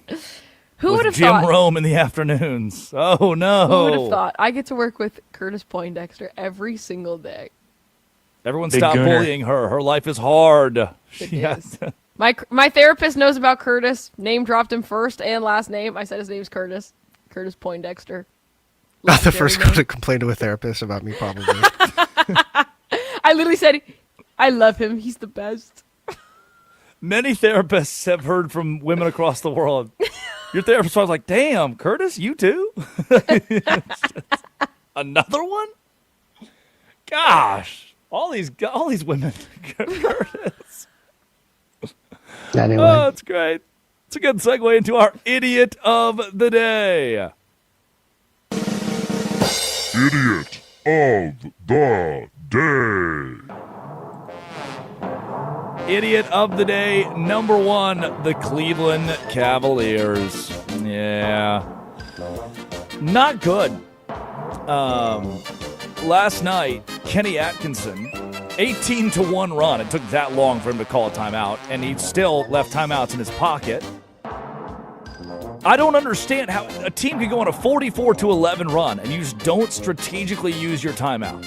I don't get it. And then Atkinson would get to the podium and say that his team was unlucky. Oh, what? Here's his audio they hit some post-game. Really tough shots in that fourth quarter. You know, those 2 threes, prayer threes, end of shot clock. And we got a little unlucky, quite honestly. Brunson obviously took over at the end, and we started double teaming them and try to do some different things. But listen, I'm super proud of the way our group played. We played great basketball tonight for 3 quarters. Unfortunately, fourth quarter, they dominated us in the fourth quarter. Unlucky, super proud. Double teamed him. Knicks win 114-104. You had an opportunity to help thwart this, to put an end to it, Kenny Atkinson, head coach of the Cavaliers, and you did not do it. That's on you, Big Hoss. If your team's up 22 points with 7.5 minutes to go, I don't know about unlucky. That's where you step in and go coach. That's where you game manage if you have to. You up 22 with 7.5 to go, you can game manage and win. Cavs didn't do it. Knicks pull off a double-digit victory in overtime after trailing by 22. Idiot of the day. Jason Kidd. Yeah, no longer the head coach of the Dallas Mavericks. Why would he be the idiot? Why is he an idiot of the day today? Well, this came as a shock to most of the NBA world. Last night, Charles Barkley was sitting on the desk of Inside the NBA when he saw the push notification and alerted the world. At you. Oh, my goodness. There you go. What, you need a towel for it? No, Jason Kidd just got fired. Oh, wow. Well, here you go. Oh. Man, that's a shocker there. Yes, it is breaking news. Breaking news. It just came on my phone.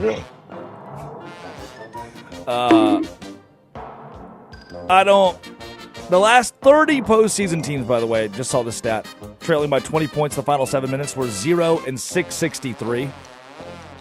Just a little extra nugget to add in there about the Cavs. This Jason Kidd firing, he is the idiot of the day because he associated himself with the Dallas Mavericks. Oh, sorry, mutual firing. He mutually fired himself. This is what you get, man. Fool me once, shame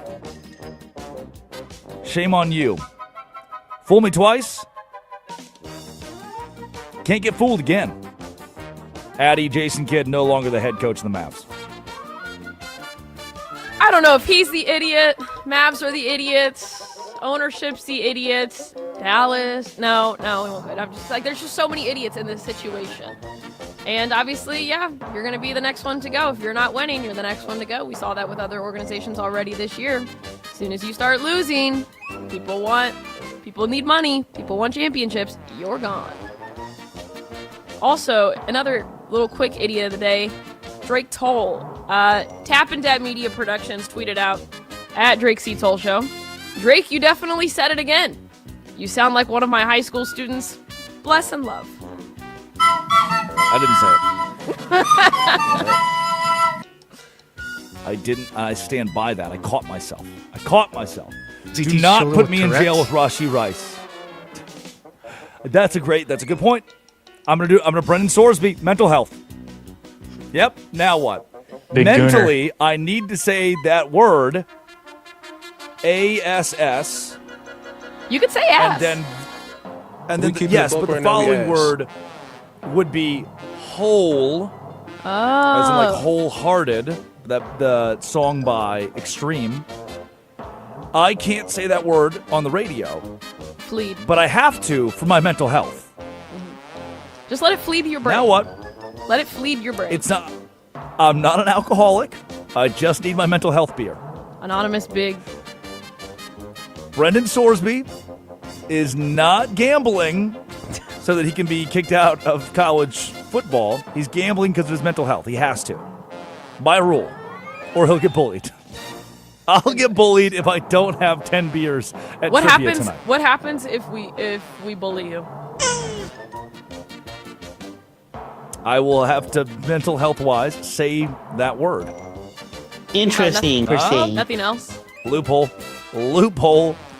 I'll have to go to, what did Sorsby's immediate response after he got caught was to go to rehab? I'll go to word rehab.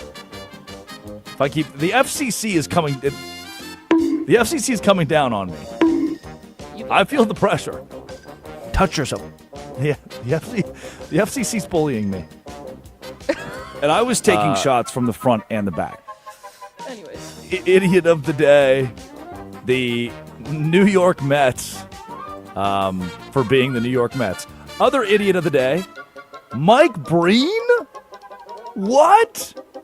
Here is the closing sequence. I've never heard Mike Breen do this. We're going to play this twice this hour because I had chills the first time I heard it. Here is Mike Breen when Landry Shamet ties the game 99-99. Harden matches it. Knicks send it to OT, but Mike Breen has one of the great Mike Breen slip-ups of all time. Anunoby floats it over to Shamet. Shamet a three-pointer. It's good! Tie game with 44 seconds to go! What a bounce for Shamet! It's bedlam here at the Garden.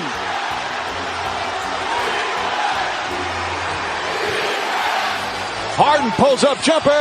Got it! James Harden with a huge bucket.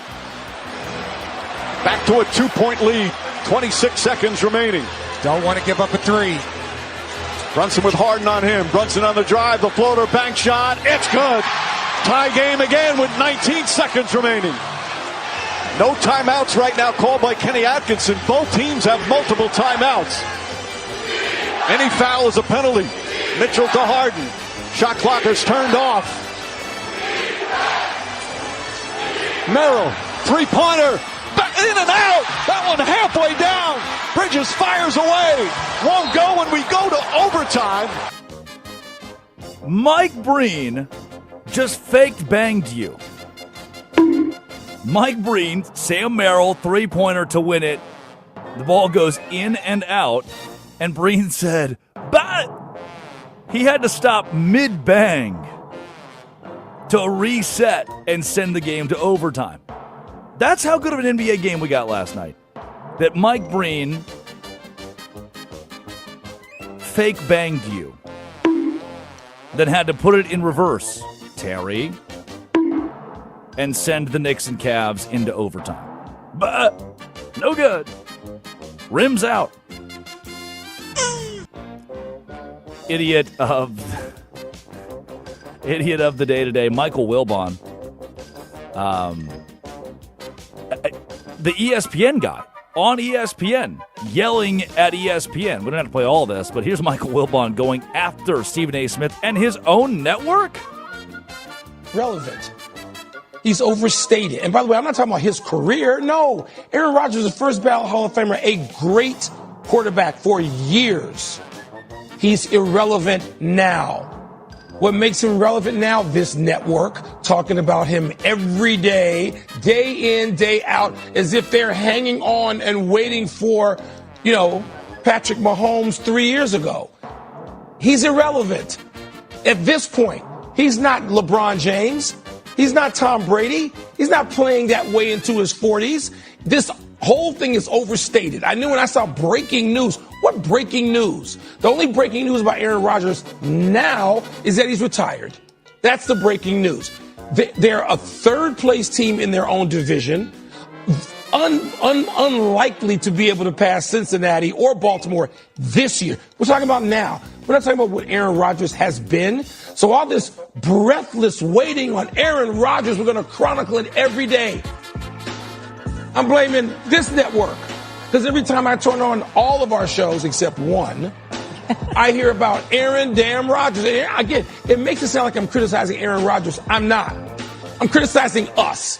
I'm criticizing breaking news. I'm criticizing every day we got to talk about Aaron Rodgers. No, we don't. Well, he's irrelevant. Period. Well, there is a producer somewhere back there, just a 27-year-old intern, like, oh man, who put up the breaking news graphic that Michael Wilbon's yelling about. Addie, we've covered nominally the Aaron Rodgers story. It's a story. Yes. It's like, you've got to talk about this. I don't see why Michael Wilbon is so upset with ESPN. Old man yells at cloud. That's literally all that was. Yeah. The YouTuber commenters have even said it. It's just, yeah, come on. There are bigger issues in the world. Like, you work on the same network as like Stephen A. Smith. It is a story. It is a big story because it's Mike McCarthy, Aaron Rodgers at Pittsburgh. Where was Aaron Rodgers? Is he coming back? That's a huge thing, and he's a great quarterback. He's one of the best. I'm not saying he is the best, but he's one of the best. That is a big story. It's not like this would be like, where's Justin Fields? No one would care. That's not a story, but it's Aaron Rodgers. It's different. Coming up on the Drake Toll Show, Jacoby Brissett and the contract strike in Arizona. We don't have to talk about that, do we? No, we talked about it yesterday in our Biggest Losers. Nice, thank you. Okay, woo-hoo-hoo. Got it out of the way. Idiot of the day, Chase Burns. Terry Francona on the line drive that hit Chase Burns. Where did that comebacker get him, and is he okay? It hit him kind of in the meat of the, hamstring kind of. Man, I'll tell you what, that was scary. Then he ran off the mound. I thought he was okay. And then he got in the dugout and looked like he was dead. And I asked him, I said, hey, man, please tell me you have a cup on. And he said, no. I was like, Chase, I said, I don't even watch a game on TV without wearing a cup. I said, golly, man, you guys are crazy. I love Tito. Right in the meat. It just... That should be a drop. Just him saying... Can you play the first 6 seconds of that, please? Where did that comebacker get him, and is he okay? It hit him kind of in the meat If we can get just him saying the word meat as the next drop for Curtis, meat. He doesn't even watch a game on TV without wearing a cup. Terry Francona strikes again. Idiot of the day. Anybody but Philadelphia Phillies. Addy, turns out firing people works. Yeah, no, this is crazy, actually, when you think about it. If you look at the Phillies where they were pre-Don Mattingly, now Don Mattingly, they are above 500.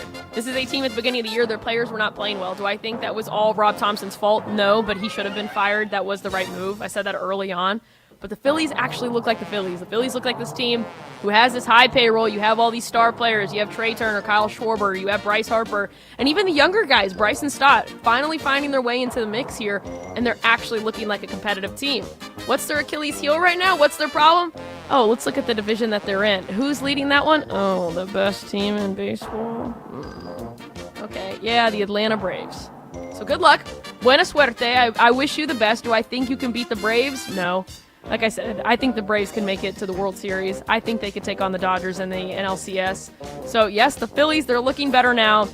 I don't think it's just Don Mattingly. I think it's the players are finally like, hey, we need to wake up and play baseball. So, yeah, if you're a Philadelphia Phillies fan, good time to be you right now. Baseball. Addy Bates produces. Curtis Poindexter runs the board. Those are our idiots of the day. When we come back, Rashee Rice to the NBA, to Jason Kidd being mutually fired? Yeah, let's cover all of it. This is Westwood One Sports and the Westwood One Sports app. This is the Drake Toll Show. In the meat.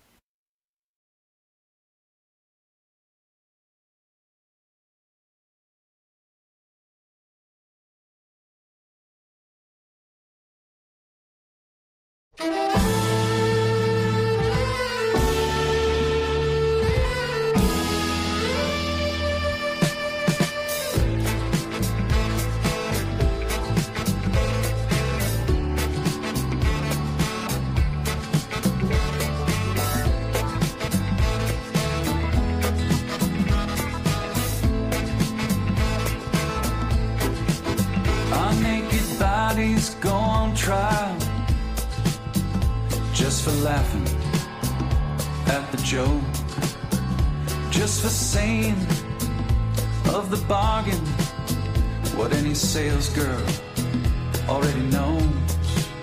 Most of us old men die at the firing line, just waiting for our number to be called.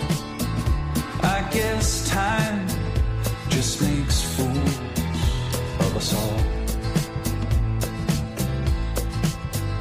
Now the king gets his stepson when he's loaded as a gun. Says a real man is like a country. You need a map to find your one. Now I do you suppose you must approach the throne with its back up against the wall. I guess time just makes fools of us all.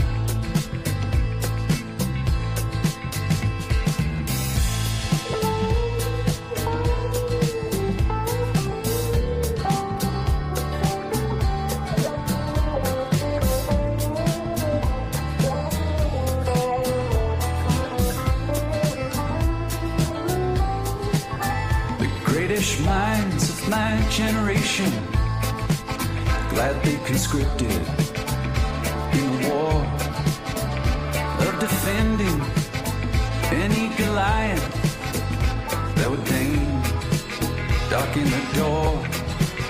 Now with your genius for picking battles, it's no wonder every helmet is too small. I guess time just makes fools of us all. I guess time just makes fools of us all. My drink is watered down. The champ is on his knees. He lost the rematch. He lost the comeback. He lost for charity. But that's the job. It's what gets the asses in the hall. They came for a beating. And he came to brawl.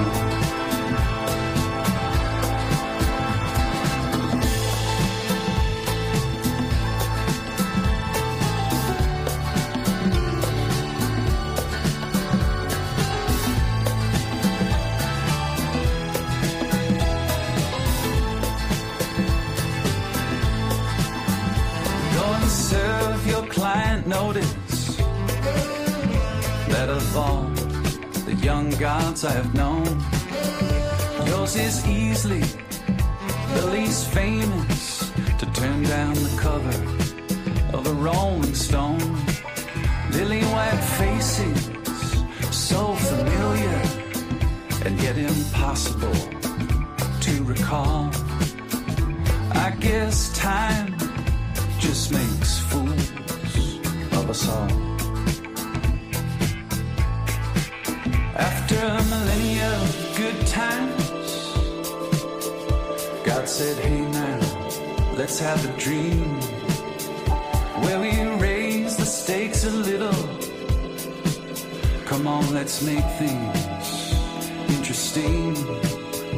Parachute into the Anthropocene.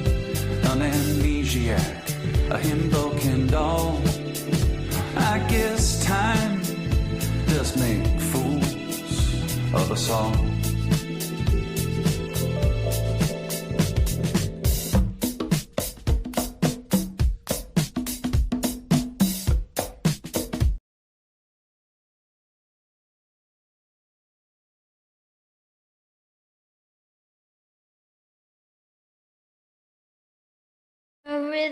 In the meat.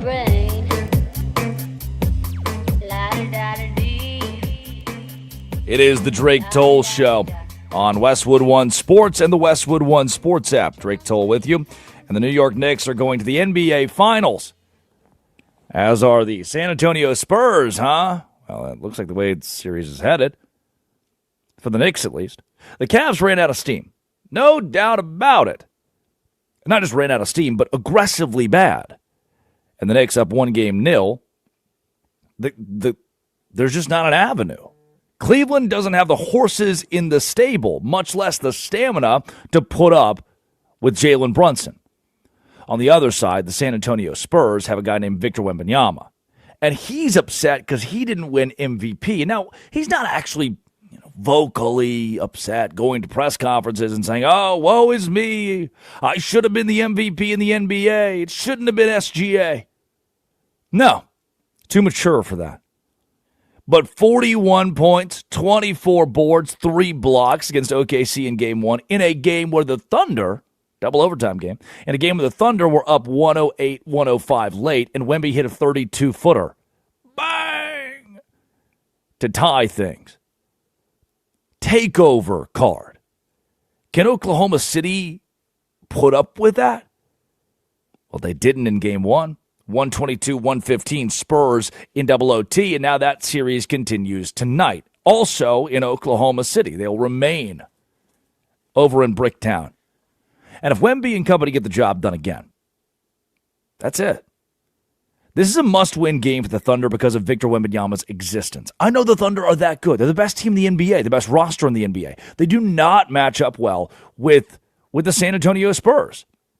Chet Holmgren cannot put up with Victor Wembanyama. Chet Holmgren had bright spots, but to consistently bully, dominate, stop Wemby? No. Chet can't do that. The Thunder can't do that. And SGA comes down the floor, and no, Victor Wembanyama's not guarding him. But Victor Wembanyama's kind of guarding everybody. When he's out there, he's clogging.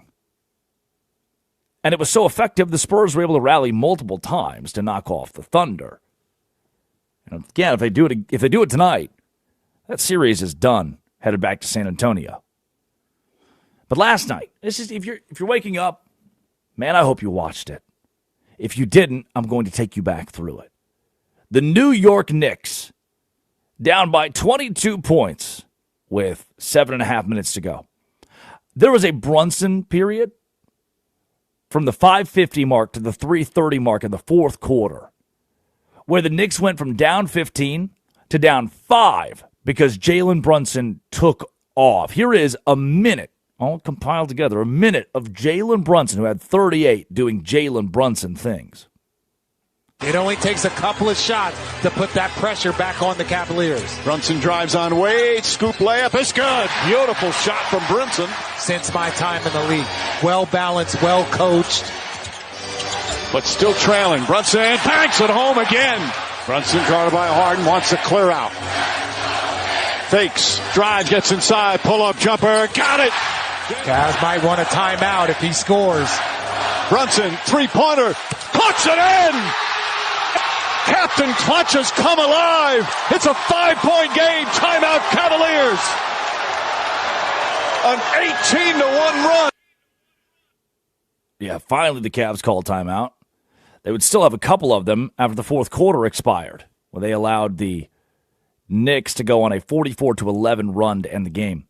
Did you hear the crowd get more and more into it? Down 22, you make a basket. To go down 20, real tough for the people to get loud and active. When you get into down 5 range, 3:30 to go, plenty of time, plenty of momentum for the Knicks to win. Then late in the game, same thing here. I'll give you the last 49 seconds bottled up. Because Shamet's going to hit a 3, tie the game, whole place goes berserk. James Harden comes down, matches it. Now it's 101-99. Harden matching a bucket, putting the Cavs ahead.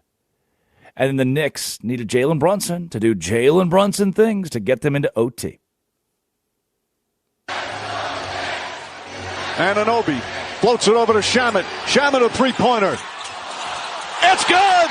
Tie game with 44 seconds to go! What a bounce for Shamet! It's bedlam here at the Garden.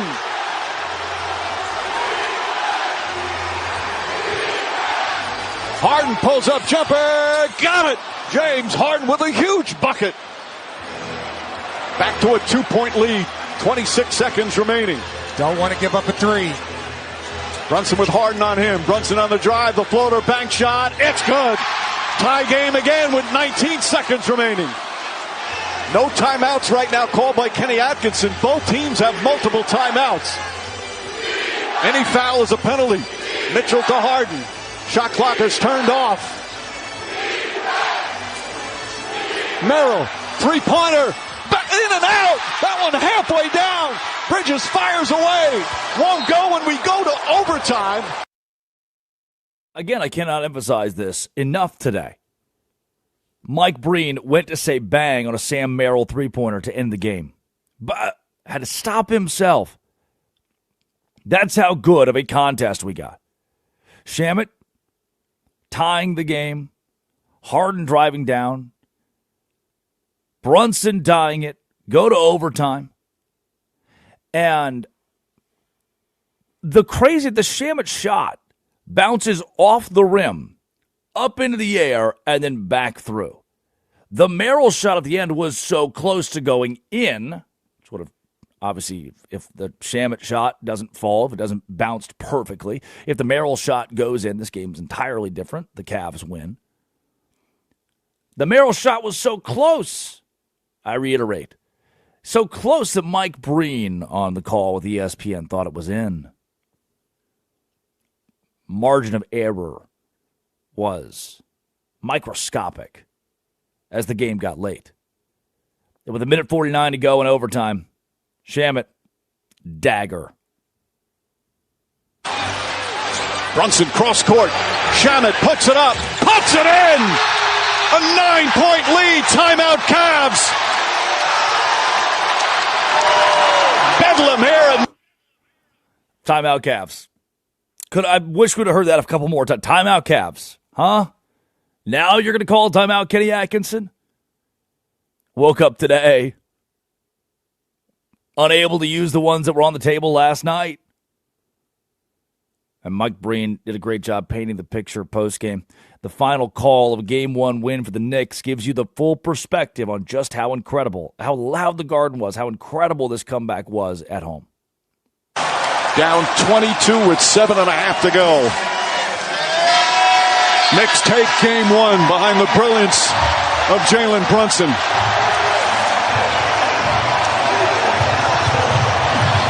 Over the last 12 minutes, final 7 minutes of regulation and the 5 minutes of overtime, Knicks outscore the Cats 44-11.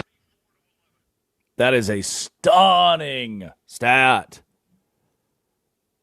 And James Harden, there was a great tweet from Roger Sherman. It said James Harden has 5 fouls. You know, James Harden, a member of the Cleveland Cavaliers. James Harden has 5 fouls. The Knicks need to be very careful to ensure he doesn't get his 6th. Leave him out there. Harden, stat of the day. Here's what you bring to work, what you bring to lunch, what you talk about with your friends when they say, hey, did you watch the game last night? Maybe you didn't catch it. If you didn't watch the whole game, that's good. I just gave you the highlights. Here's the stat. Here's the number that you give them. James Harden had more turnovers than field goals made in this game.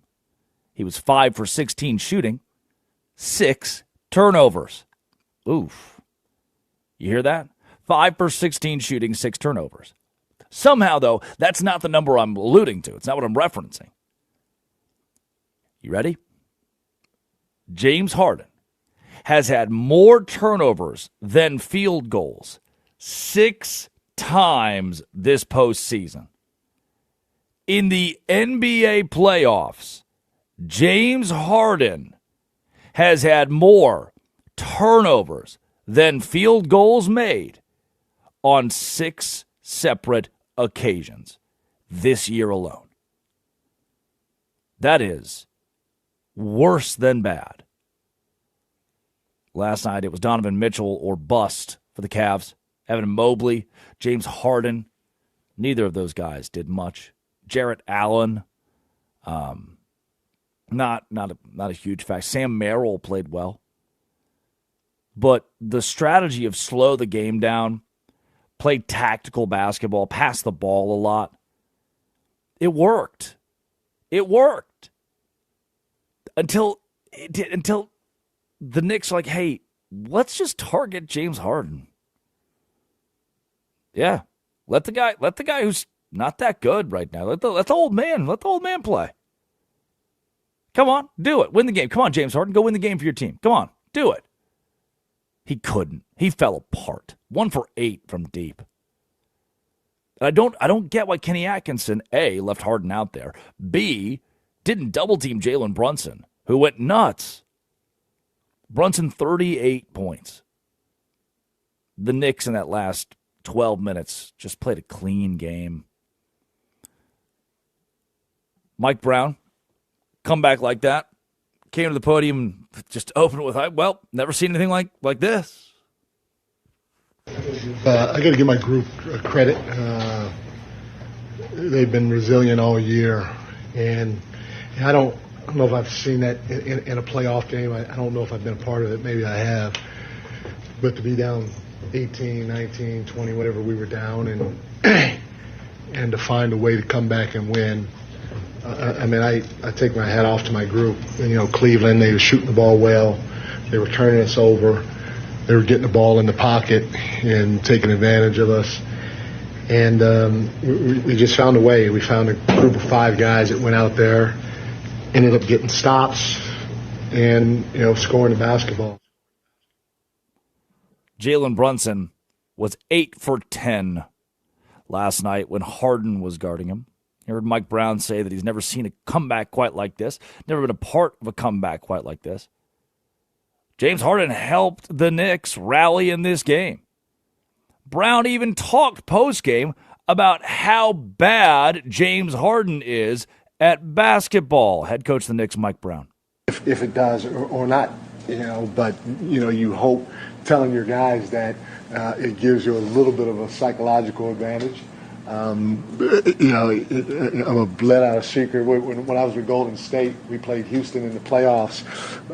We counted James Harden's dribbles, and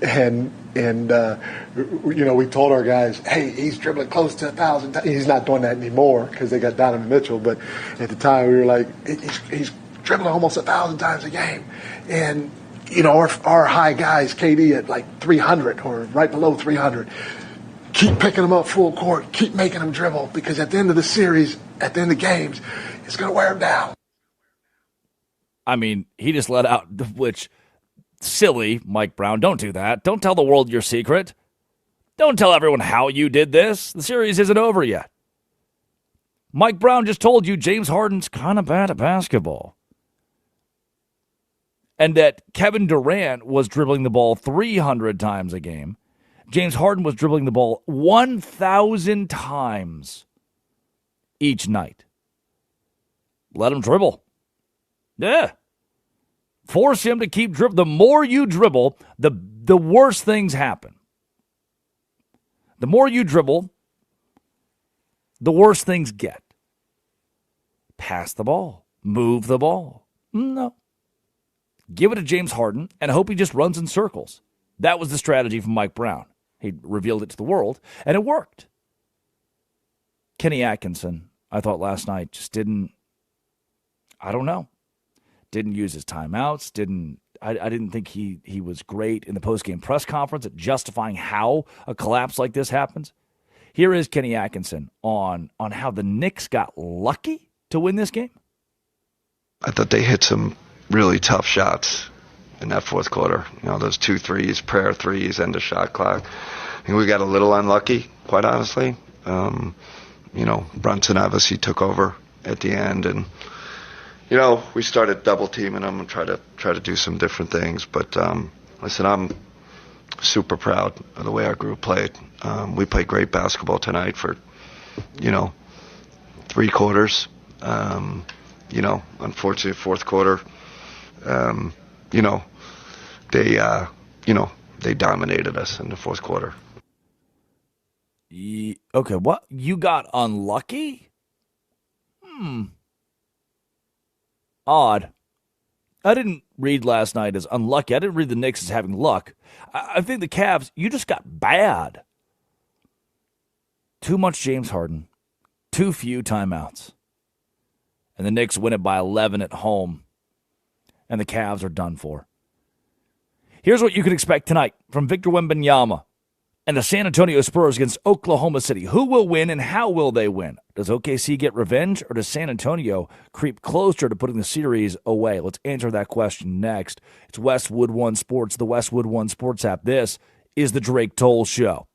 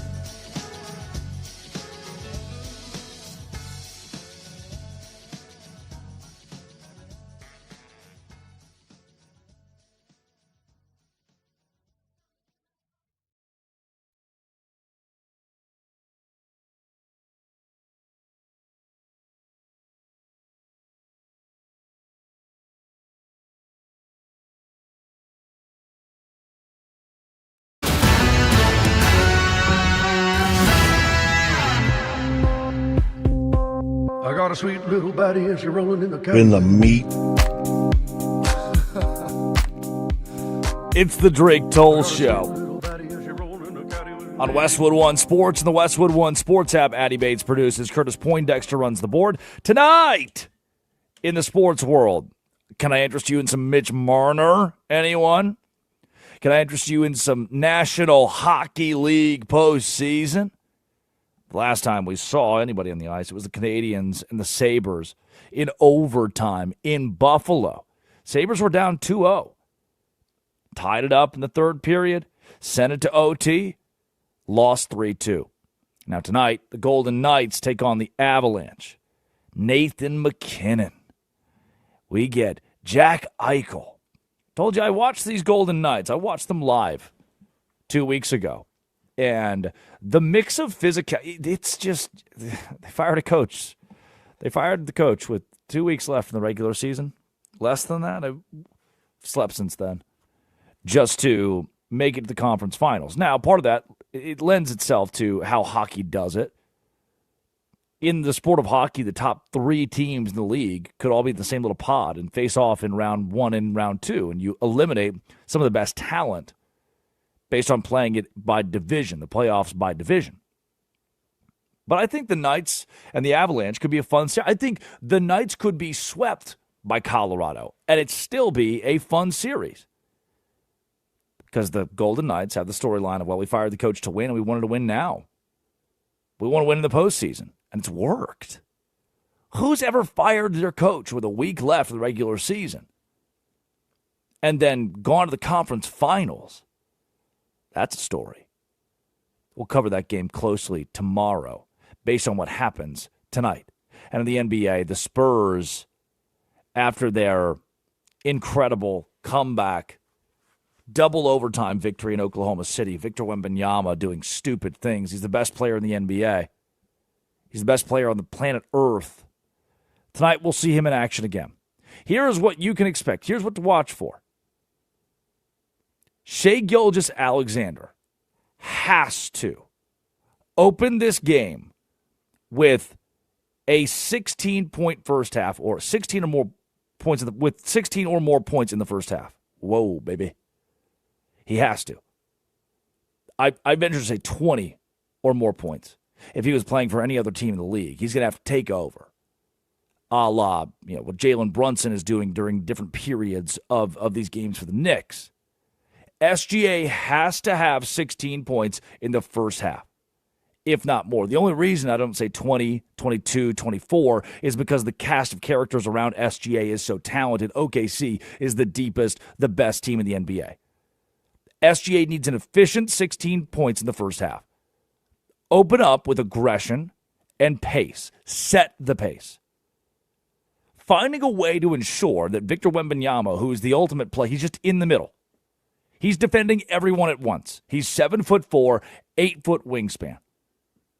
You've got to find a way to get SGA space, not from his defender, but space from Victor Wembanyama. And it doesn't have to come in the paint. SGA's really good from mid-range. I hate the mid-range shot. I'm the classic, and you probably should also hate it. I'm the classic layups, three-pointers, free throws. But if the mid-range is open, if we're going wing to high post to SGA pull up mid-range, I'm good with that. The Thunder need to be good with that. An aggressive SGA early in tonight's game is going to be the key to victory for Oklahoma City. For the Spurs, Stephon Castle is really good in game one. Dylan Harper, really good in game one. Stephon Castle dished out 11 assists, 17 points. But Stephon Castle's got to limit the turnovers. San Antonio didn't play their most efficient game to knock off OKC in that first contest on Monday. Didn't need to, obviously. They won and in double overtime.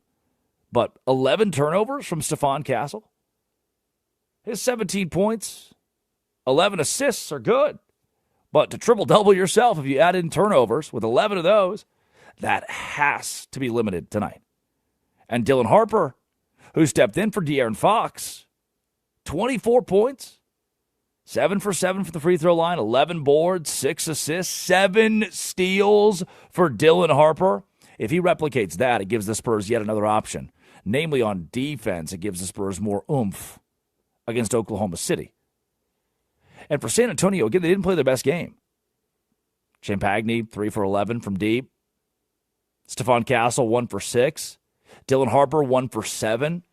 Wemby knocked down 1 3. I mentioned the turnovers, 11 of them from Stephon Castle alone. San Antonio did not play an efficient game, yet still won on the road in double overtime against Oklahoma City. Key to the game for OKC. SGA gets hot. SGA gets hot early. Go to him. Force the ball to him. Force him to score from the mid-range. For San Antonio, don't turn the ball over. You don't have, and you don't have to take that many three-pointers either. Control the pace. Doesn't have to be slow. Doesn't have to muck it up. Control the pace with Wembanyama. And for San Antonio, you limit the turnovers. You're more efficient from deep. You win game 2, and this series is yours. You've proven you're the better team. Who's better, Oklahoma City or San Antonio? I've watched them play 6 times. I've watched San Antonio win 5 of those. The San Antonio Spurs are a better team than the Oklahoma City Thunder. Well, you just said the Oklahoma City Thunder are the best team in the NBA. And that's the crazy part, is on paper, Oklahoma City has the best roster, the deepest roster. On paper, I mean, they won the most games in the regular season. On paper, there is nobody better in the NBA, and they're on dynasty watch. But in the 6 games I've seen these two teams play, if you ask me right now, who's the better team? Well, dang, dog. For as obvious as it seems, for as obvious as it sounds to say that OKC is number one, they sure do be losing to San Antonio a lot. Game 2, tonight, a chess match. Addy Bates produces. Curtis Poindexter runs the board for the Drake Toll Show. It's time for Who Am I? Addy, you ready? Curtis, you ready? Tonight. Play ball. Curtis, you ready? Yeah. Okay, cool. All right. Born on this day in 1946. In the meat. American Grammy Award-winning singer. Songs such as I Got You, Babe, If I Could Turn Back Time.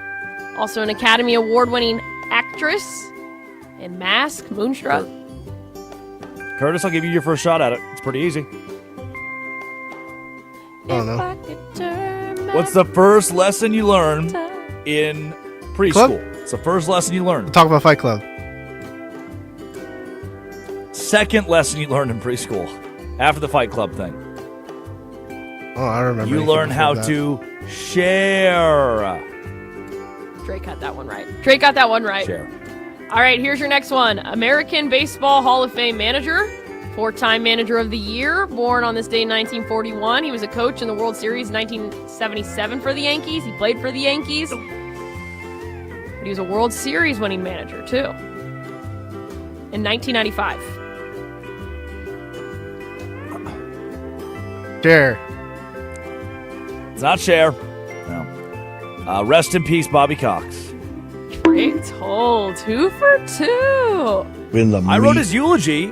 Well, not his actual eulogy, but for the we played the game in Atlanta the day it happened.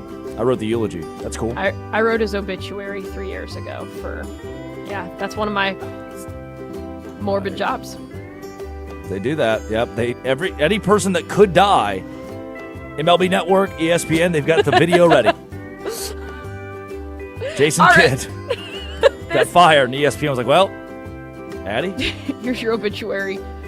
This person is a Canadian actor who has been in a couple movies like Shattered Glass, Takers, Life as a House, and Star Wars Attack of the Clones.